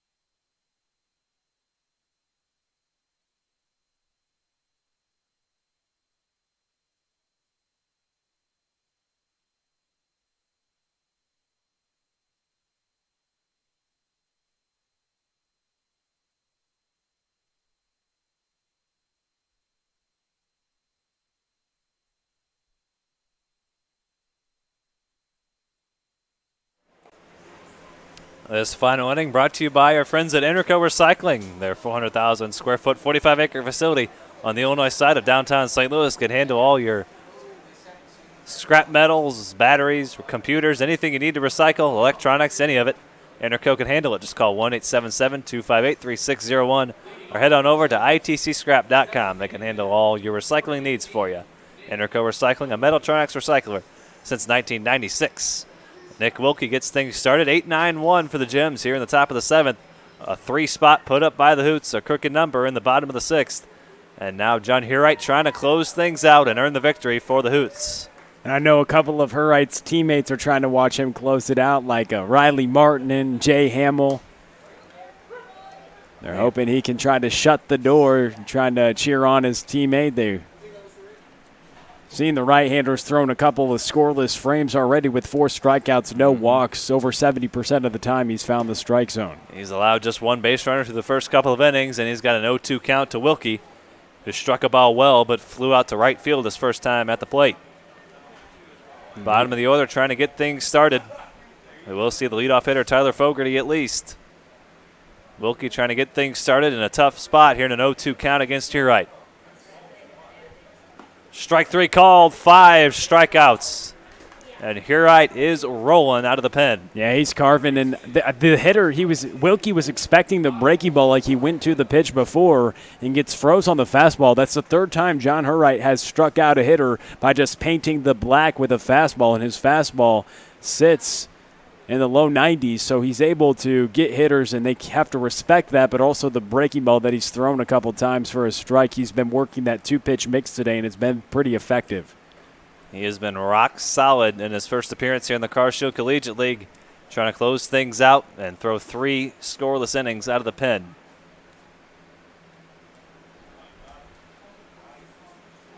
Sam Stewart surrendered just the 1 run, the home run by Tommy Woods. back in the third, and that was the lone blemish on the scorecard against the Hoots. 3 runs in the bottom of the 6th, and they're trying to move to 8-6-1 and move into second place. And Shane, I have to say, there's another guy watching also that a lot of the success that Hurrite has on the mound has to be attributed to Matt Shizzle. He's watching John Hurrite try to close this thing out, Quincy University pitching coach, and he really has helped John develop his velocity and his command, along with that slider that's just been wipeout for the past couple seasons. Hurrite transferring to Quincy after a couple seasons at a Division I university, Morehead State, and Shizzle trying to watch and cheer on one of his athletes as well. Trying to cheer on a potential strikeout here, and he's got it. 6 strikeouts out of the bullpen for Hurrite. And the Hoots needed more pitching, Shane. Well, they've got it with this right-hander. We saw Devin Turback on the season last night with 12 strikeouts, no walks, and now on the season 32 Ks and 2 walks. They've got a 2 earned run average as a team. I mean, these pitchers are legit top to bottom for the Hoots, and they've got another one trying to close this thing out. And look at Hurrite. What a debut he's had so far. And when we heard Hurrite was going to be playing in this league and playing for the Hoots, we're like, as if the Hoots needed any more pitching. And Hurrite was a guy who got the fastball up to about 94 miles an hour, and he was coming back from some injuries lingering this past spring, getting ready to rock and roll. Talking to him before the game, he told me his arm feels really good, and we can see how good it feels right now on the mound. As he's thrown that 2-pitch mix. He also can feature a changeup. Doesn't throw it as much. That's his secondary. That's his secondary pitch, but he'll feature that from time to time, but it's not as polished as his slider. Went with the slider there on 0-1 and bounced it to Fogarty. Fogarty was the first man Hurrite faced out of the bullpen. You want to guess what he did? Struck out.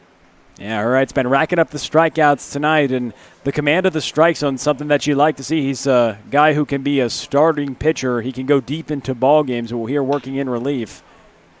And Fogarty delivers a 2-out base hit to left field and stop the presses just for one moment. A base hit for Fogarty. First baseman, number 24, Tommy Woods. Fogarty now 1 for 4 on the evening, just the 4th hit for the Gems on the evening.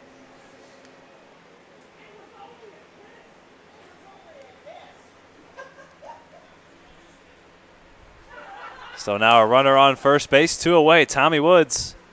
He's driven in and scored the only run of the game for the Gems. A solo shot back in the third off Sam Stewart.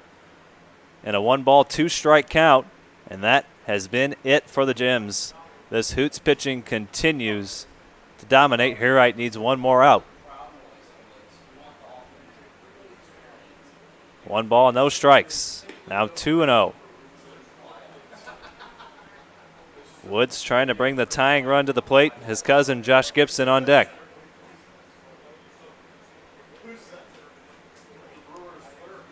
2-0, dangerous count here to Tommy Woods.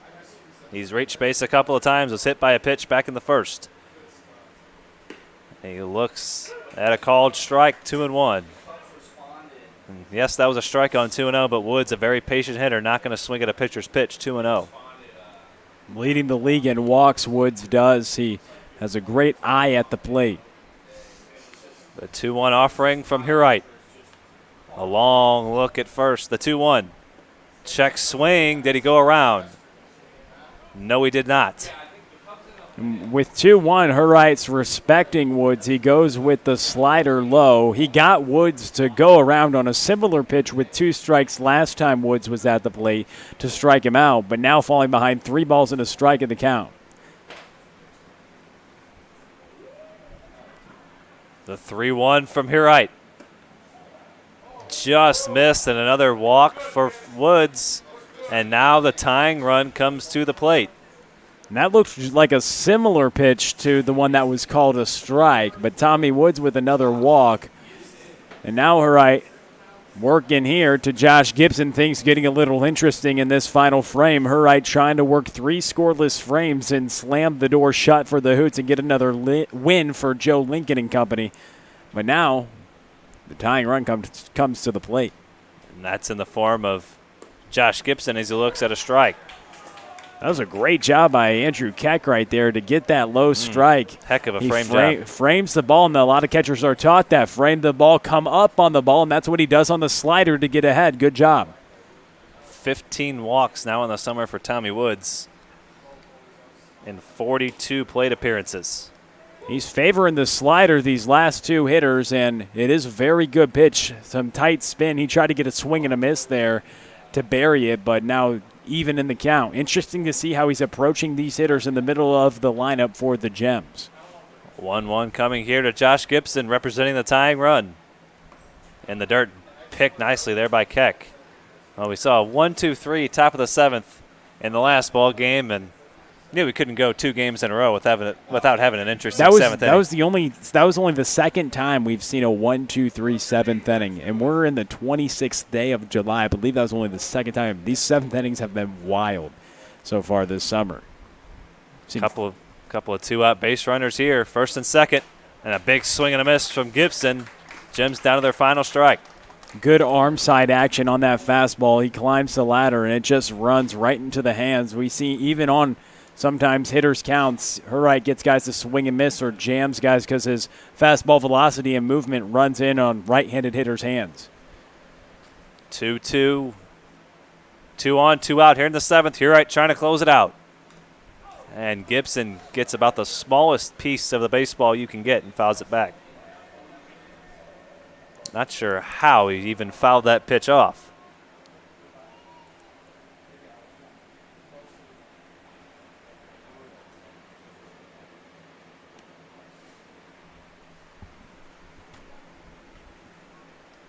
Hurright trying to close it out. Another 2-2 coming to Josh Gibson. Swing and a miss, but the ball gets away. And Gibson is going to reach first on the drop third strike. My, oh my, have things gotten interesting. That was a wicked pitch right there. A wipeout slider, but it was so wipeout it couldn't be corralled by the catcher, Andrew Keck. The SEMO catcher then went over toward the Gems dugout to save any more runners from advancing. But Hurright gets credit for the strikeout, his 7th, right, Shane, here in 3 innings of relief so far. He's working to try to get that 3rd out to make it 3 scoreless innings. But now with the bases loaded, the go-ahead run comes to the plate and Ryan Malzahn. He's already struck out 3 this inning, but has only gotten 2 outs. He's got a chance to strike out 4 hitters this inning. And that's dug out nicely by Keck. That breaking ball was just, was that probably the sharpest breaking ball we've seen Hurright throw all night? That pitch moved a ton. Wipe out to Gibson. And he's throwing the breaking ball a lot, trying to get ahead on Malzahn to the breaking ball, but misses low, falling behind in the count with the bases loaded. 1-0 here to Malzahn. He represents the go-ahead run. And 2-0. Now things get a little tricky. Now Hurright, don't let things speed up on you out here. You made good pitches on Gibson. Now just time to get back into the zone. Big 2-0 pitch coming.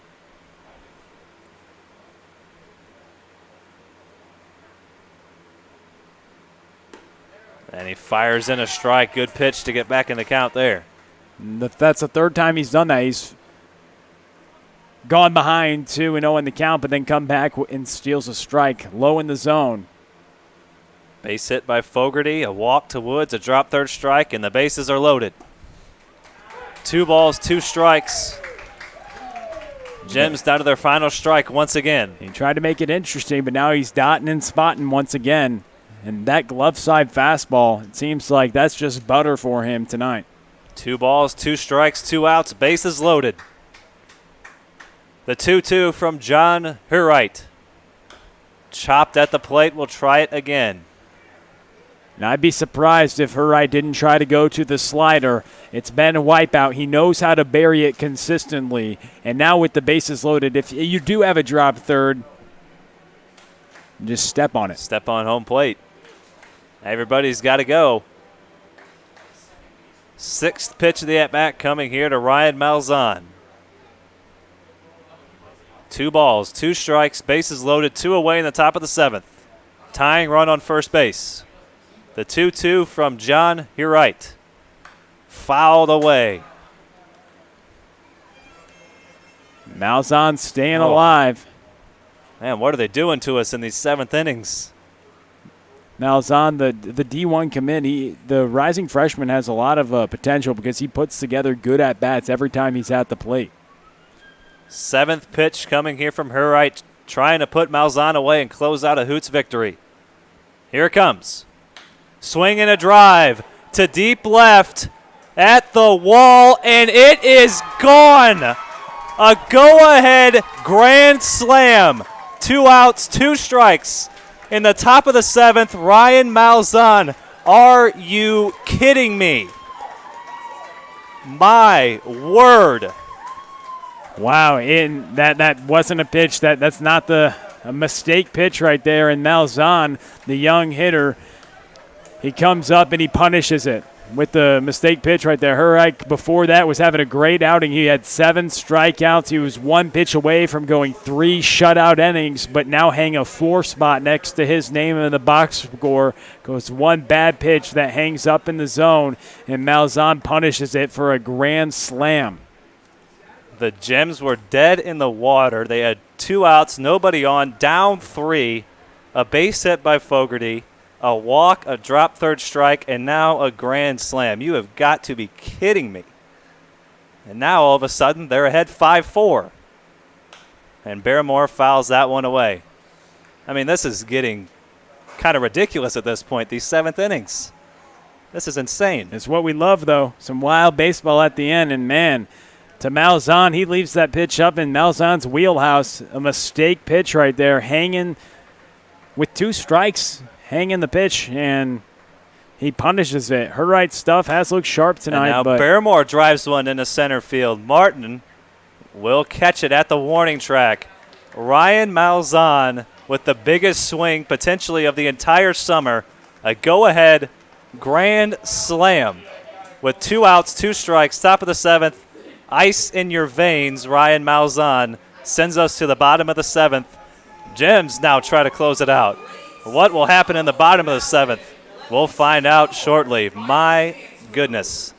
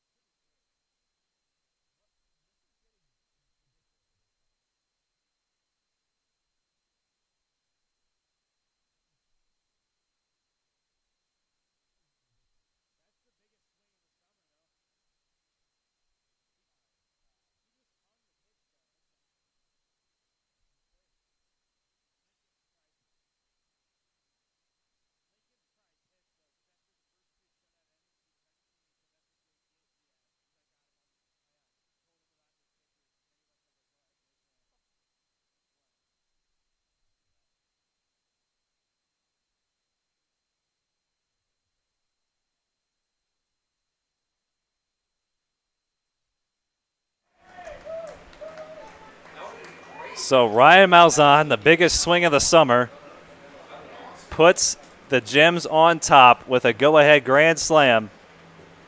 And now we head to the bottom of the 7th, and Sam Limcool trying to close out. I mean, this is I'm lost for words at this point. don't be lost. You got to talk. You're a broadcaster. Come on now. Hey, that's in the past. We got a bottom of the 7th here, 1-run ball game. Sam Limcool trying to finish it out. There's a called strike. All 5 runs for the Gems coming on long balls, 4 of them on one swing by Ryan Malzahn.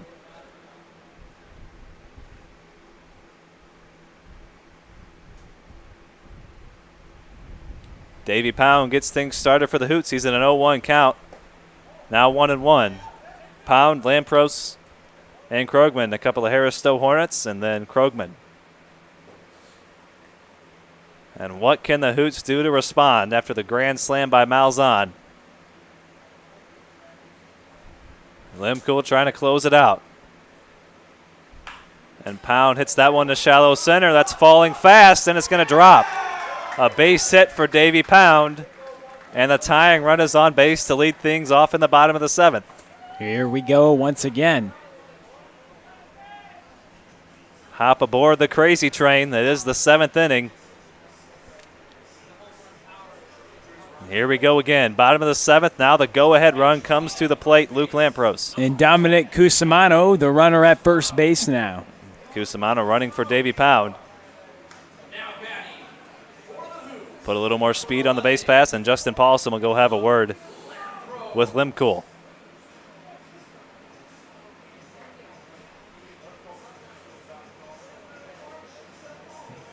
So one Harris Stowe Hornet with the base hit, another trying to put a ball in the gap or just keep this line moving. Chase Krogman is working on a 2-hit day in the on-deck circle.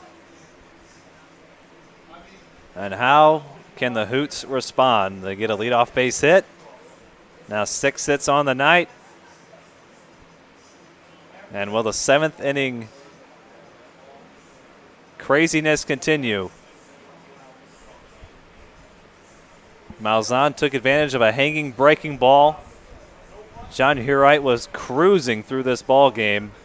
And then a base hit, a walk, a drop third strike, and a 2-out, 2-strike grand slam by Malzahn. And now the Gems in position to get back to 500. They're going to put the sacrifice on it. Spun it hard to third. Franklin thought about going to second, but he takes the sure out at first base. Boy, that got a little dicey there. Franklin thought about going to second to get the lead runner, but Cusimano, good speed, gets to second, and the Hoots play a little small ball and get a runner in a scoring position.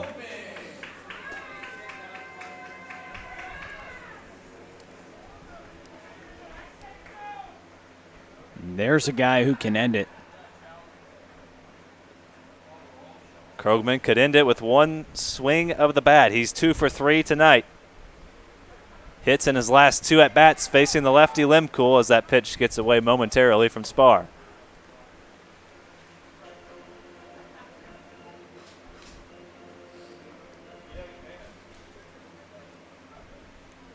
So Cusimano advances to second on the sac bunt by Lampros. First sacrifice bunt for the Hoots this summer. And Krogman a chance to deliver the tying run.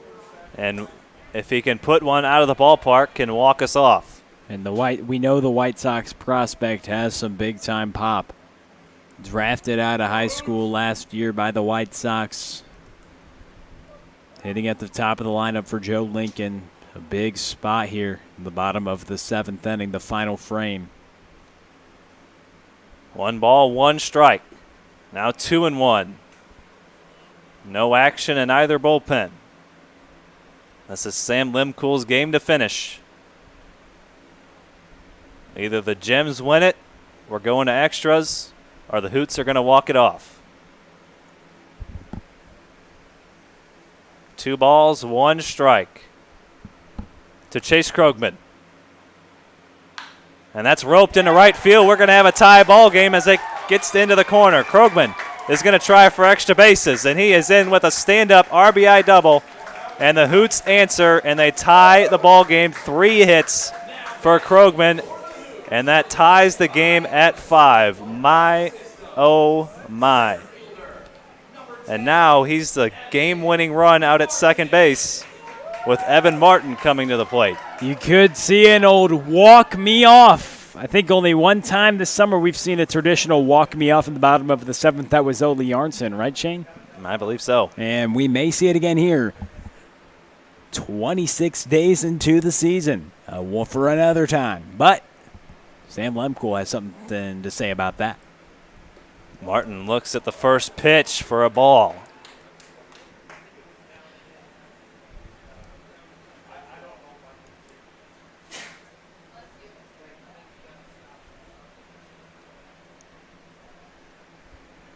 1 ball, no strikes to Evan Martin. Game-winning run at second base. 2-0. How carefully does Limcool work with Martin with Nick Neville on deck? If Martin were to reach base, his run really wouldn't mean anything, and it would set up the potential of a double play. But with the speed Neville has, you're probably not going to turn 2. 2-0 is a good pitch in there for a strike. 2 balls, 1 strike. Now Martin working on a 1-for-3 night, an RBI double in the 6th. Part of a 3-run inning for the Hoots. And they've come back to tie it here in the 7th.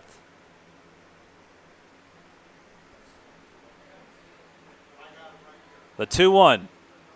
Swing and a miss. That was a sharp breaking ball right there. That's a big reason why Lemcool's been so effective so far this summer, because he can do things like that, get healthy swings and misses on his breaking stuff, but he's got to bear down here. 2 balls, 2 strikes on Evan Martin.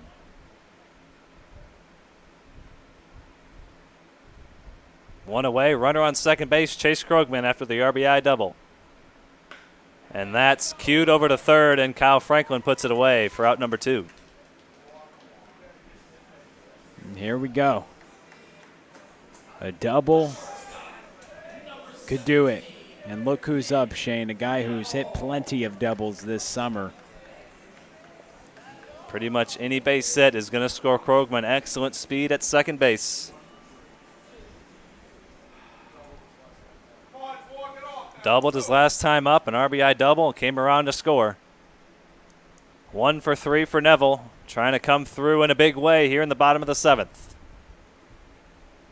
And that's in the dirt, and it gets away. Krogman's going to take off for third, and now he's 90 feet away. With 2 outs, here's what it's come down to, if you're wondering. Man, a 4 spot, Shane. We thought it would get wild. A 4 spot by the Gems, and then the Hoots respond. It's craziness in these final frames right now, but in the event that we're still tied, we would play 1 extra inning, is our understanding. Some teams have deviated from that, though.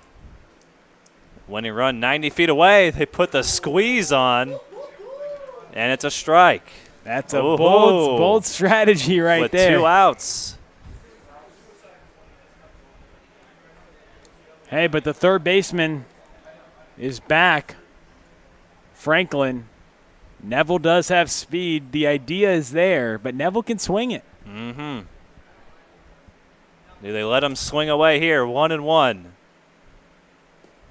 He doesn't show bunt and takes ball 2. No action in the bullpen. Sam Limcool trying to keep this game tied. Game-winning run, 90 feet away at third base. This is what we love about baseball, Shane. Oh, boy. Does it get any better than this? This right here is why we love it. 2 balls, 1 strike to Nick Neville, facing Sam Limcool. The 2-1. Outside. Andrew Keck awaits on deck.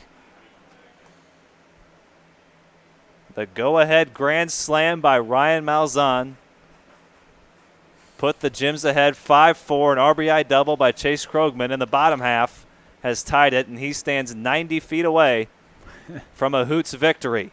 And with 3 balls in the count, Keck on deck takes off those shin guards. 3 balls, 1 strike, and he walked him. So that run doesn't really mean much. Now the force is in order at second base. But Limcool will have to deal with Keck. He's been tough to deal with this summer. A chance to win it for Andrew Keck, a big hitter in the middle of this order. Man, oh man. And they're going to put him on base and load the bases. So it all comes down to this. Jamie Young is going to step up with the bases loaded, 2 outs, tie ball game, bottom of the 7th. How good is this? It doesn't get better. This is primetime TV right now. Nobody even on deck. This will be the last hitter of the inning. Either Young is going to win it or we're going to extras.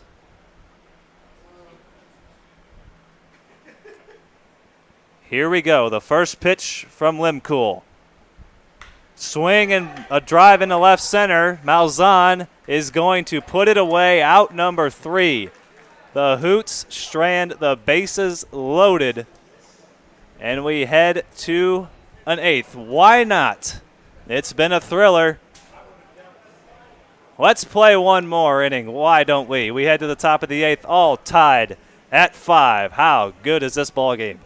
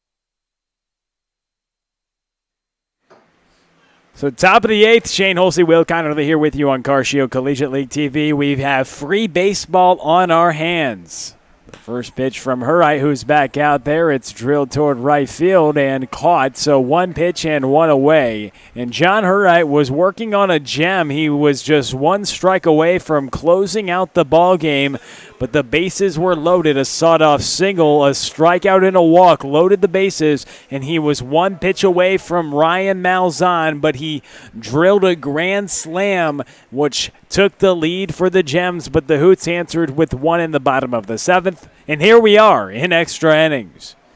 So Spar, on the first pitch of the inning, flies out to right field. Hurright working in his 4th inning. Mergoni, the center fielder, at the plate. The first pitch misses. The right-hander Hurright comes set, working in his 4th inning, around 60 pitches, and this is grounded to the shortstop, Neville. He's sure-handed over there, fired over to first. Dunham with the scoop, and there's 2 quick outs. And you can't take much away from the right-hander in this inning. For all intensive purposes, he should have been out of it, but then the grand slam comes his way. But 7 strikeouts through those 3, which were almost scoreless innings. But though how the tide can turn in the game of baseball, Ryan Malzahn came back with a go-ahead grand slam. But the Hoots respond. And in extra innings, John Hurright with a couple outs, he faces Nick Wilkie. A swing and a miss on the slider. The slider, his primary off-speed pitch. It's very sharp, and he gets the swing and a miss by Wilkie right there. 0-1 the count. And we got a lot of baseball coming your way, but free baseball tonight. We're through a stretch here in the Carcio Collegiate League where we're bringing you about 3 games every single day these next handful of days. As a swing and a miss right there by Wilkie, so it should be fun. But now you get some free baseball. 0-2 the count with 2 outs. Hurright a strike away from sending his team to the bottom of the 8th as that ball is grounded down the left field foul line. You got to give credit to the right-hander going back out there, surrendering a 4 spot on just 1 swing of the bat by Malzahn. The lead is taken, but he has to go back out there and do a job. His team responded, picked him up in the bottom frame. Now in the top of the 8th with a task to do and try to get one more strike on Nick Wilkie. Up and in. Wilkie scoots out of the way on it. A Mr. Coming to your kitchen pitch right there. 1 ball, 2 strikes. Here in extra innings, we're so glad you stay tuned with us all the whole time this game, because it's been fun. A nail-biter to say the least. We've seen back-to-back nights the Hoots need extra innings, but they've gone to extra innings only using 3 pitchers the last 2 nights. Devin Turback went the complete game, and they've only used 2 arms tonight, so no shortage of premier pitching from the Hoots, but they've gotten length out of those pitchers, and they've saved other arms in the bullpen getting ready for a big stretch coming up. The right-hander, a swing and a miss right there. Another strikeout for her right. The fastballs look sharp. We send it to the bottom of the 8th. Hoots with a chance to win it.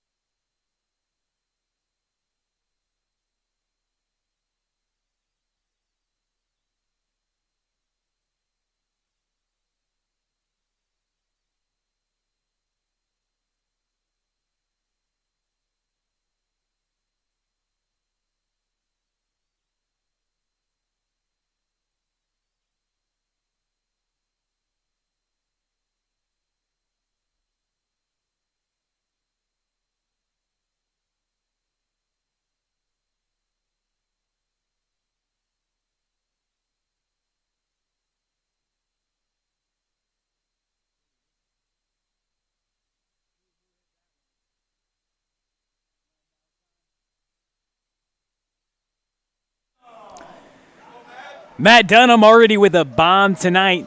His second in as many days and second on the season. Can he walk it off here? Bottom of the 8th inning. The Hoots looking to avoid a draw in back-to-back games. Facing off against the left-hander Sam Lemkool. Matt Dunham already with a home run tonight. Here in the bottom of the 8th, just 1 extra inning in CarShield Collegiate League games.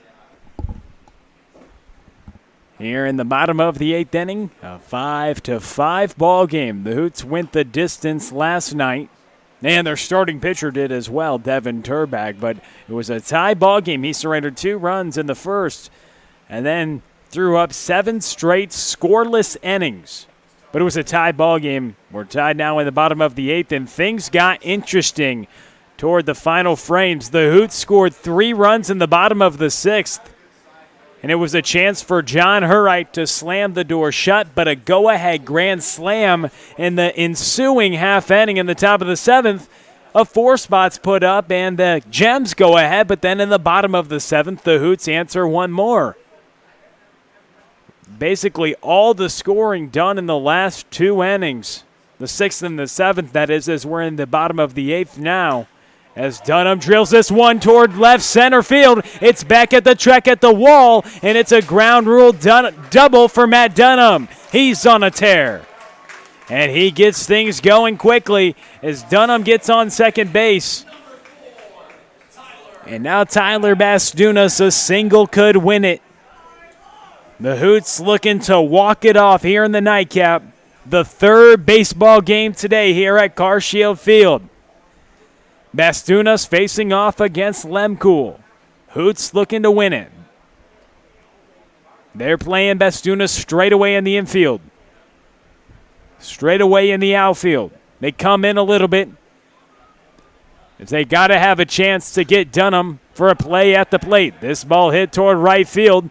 Dunham is tagging, and he'll move in advance to third base. So that does, in effect, do a job. One away.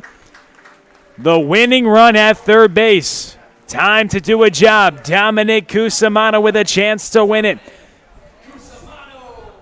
Here with one out, bottom of the eighth, a 5-5 ball game. Dominic Cusimano facing off against Sam Lemkool. The infield has to come in. That runner on third base is the winning run in Matt Dunham, who led off this inning with a ground rule double. And he came off the bench to pinch run. Now he gets his first at bat. And what do you know? He's got the winning run 90 feet away. Just needs to get a ball into the outfield. So here we go. Ball into the outfield. Can win the ball game. A wild pitch, a pass ball. As he grounds this one toward the right side, Woods steps on first base. Dominic Cusimano is first pitch swinging, and he grounds out to the third baseman. 2 away, and now that brings up Luke Lampros, the final shot for the Hoots. Hoots looking to avoid ties for back-to-back evenings. Despite great pitching performances, the 4 spot was hung up on them. That will explode their team low earned run average. I kid, Shane. But still, you had a good outing from Sam Stewart, then Herright, and Justin Paulson will walk out to the mound to have a word with Lemkool. It looks like he might be pulling him from the ball game. He is. So Justin Paulson going to make the call to the bullpen. And now we're going to see what's going on. It's Mr. Adam Drury coming out there. He's been in multiple save situations. It's late. Screws are hot. We're going to keep it with you here on CarShield Collegiate League TV. No break right now. Adam Drury, this week, he's coming in. He came back-to-back days to try to save the ball game. He's been the closer for Justin Paulson, getting a ton of work just this week. We saw him throw Monday, Tuesday, and Wednesday, 3 straight days to try to get the save. He got it twice, and then through Friday as well. Here on Sunday, he's throwing once again a ton of work from the right-hander, and he tries to close things in effect, at least close out the game. No safe situation like he had the first 3 days of this week, Monday, Tuesday, and Wednesday. But also throwing Friday, he's gotten a ton of work. 9 innings this summer and making his 5th appearance this week for Justin Paulson. 5 appearances in a week for the right-hander. Adam Drury coming to the mound, and it's a good move by Justin Paulson after Lemkool comes out, and things get interesting. So after the move, it looks like there's going to be a pinch hitter. They had the left-hander Sam Lemkool. They pull Lemkool, and Joe Lincoln makes another move, and he's going to put Ty Stouse in there to pinch hit. Interesting move there. They're going with the matchups. Little lefty-righty matchup here. Ty Stouse with a chance to win it. They go with the pinch hitter here in the final frame. Bottom of the 8th, a 5-5 ball game. Matt Dunham already with a home run tonight, then has a ground rule double to left center field. Now facing off against Adam Drury, who's just getting ready to complete his warm-up pitches in the bottom of the 8th. It's a 10:16 p.m. This last few innings have 3 runs in the bottom of the 6th from the Hoots. We thought they had a chance to win it in the top of the 7th. They did until Ryan Malzahn struck with a grand slam to go ahead. And then in the bottom of the 7th, the Hoots answer with a run. Things get crazy in these final frames, don't they? Now in the bottom of the 8th with a chance to win it. 2 outs, 90 feet away, the winning run. And you bring up a pinch hitter, a new pitcher. And we will see what happens here. The scene is set, and now we await. We await for the opportunity to win the ball game from Ty Stouse. The best the Gems can do is tie. They're looking for that here as Justin Paulson makes the call to the bullpen for the 5th time this week. Adam Drury on the mound. Just got to get 1 out. Get your man. That's all he's got to do. Here we go. The first offering. Sawed off to the left side. 0-1 the count. Ty Stouse looking for a chance to win the ball game. Adam Jury looking to hold on to this draw. A 5-5 ball game in the bottom of the 8th inning. 90 feet away is Matt Dunham. Drury comes set. 0-1 is the count. He delivers. That's missed low and away. 1 ball, 1 strike. Oh, don't you love this late inning drama, Shane? Coming down to the wire. 1 ball, 1 strike. 2 outs, runner on third base. Ty Stouse, the pinch hitter. First batter that Adam Drury is facing the pitch. A swing and a miss. Now 2 strikes. Drury goes to the off speed and fools Stouse. A ball, 2 strikes. Here with 2 outs. Down to the final strike, the Hoots are. They're looking to win the ball game. The winning run 90 feet away. If not, it would be back-to-back nights. The ball game has ended in a tie for the Hoots. 1 ball, 2 strikes, 2 outs. Winning run on third base. The offering from Drury. Missed upstairs. 2 balls and 2 strikes. And look who's on deck. Mr. Krogman. Chase Krogman awaits to see if he will come up to the plate in this ball game.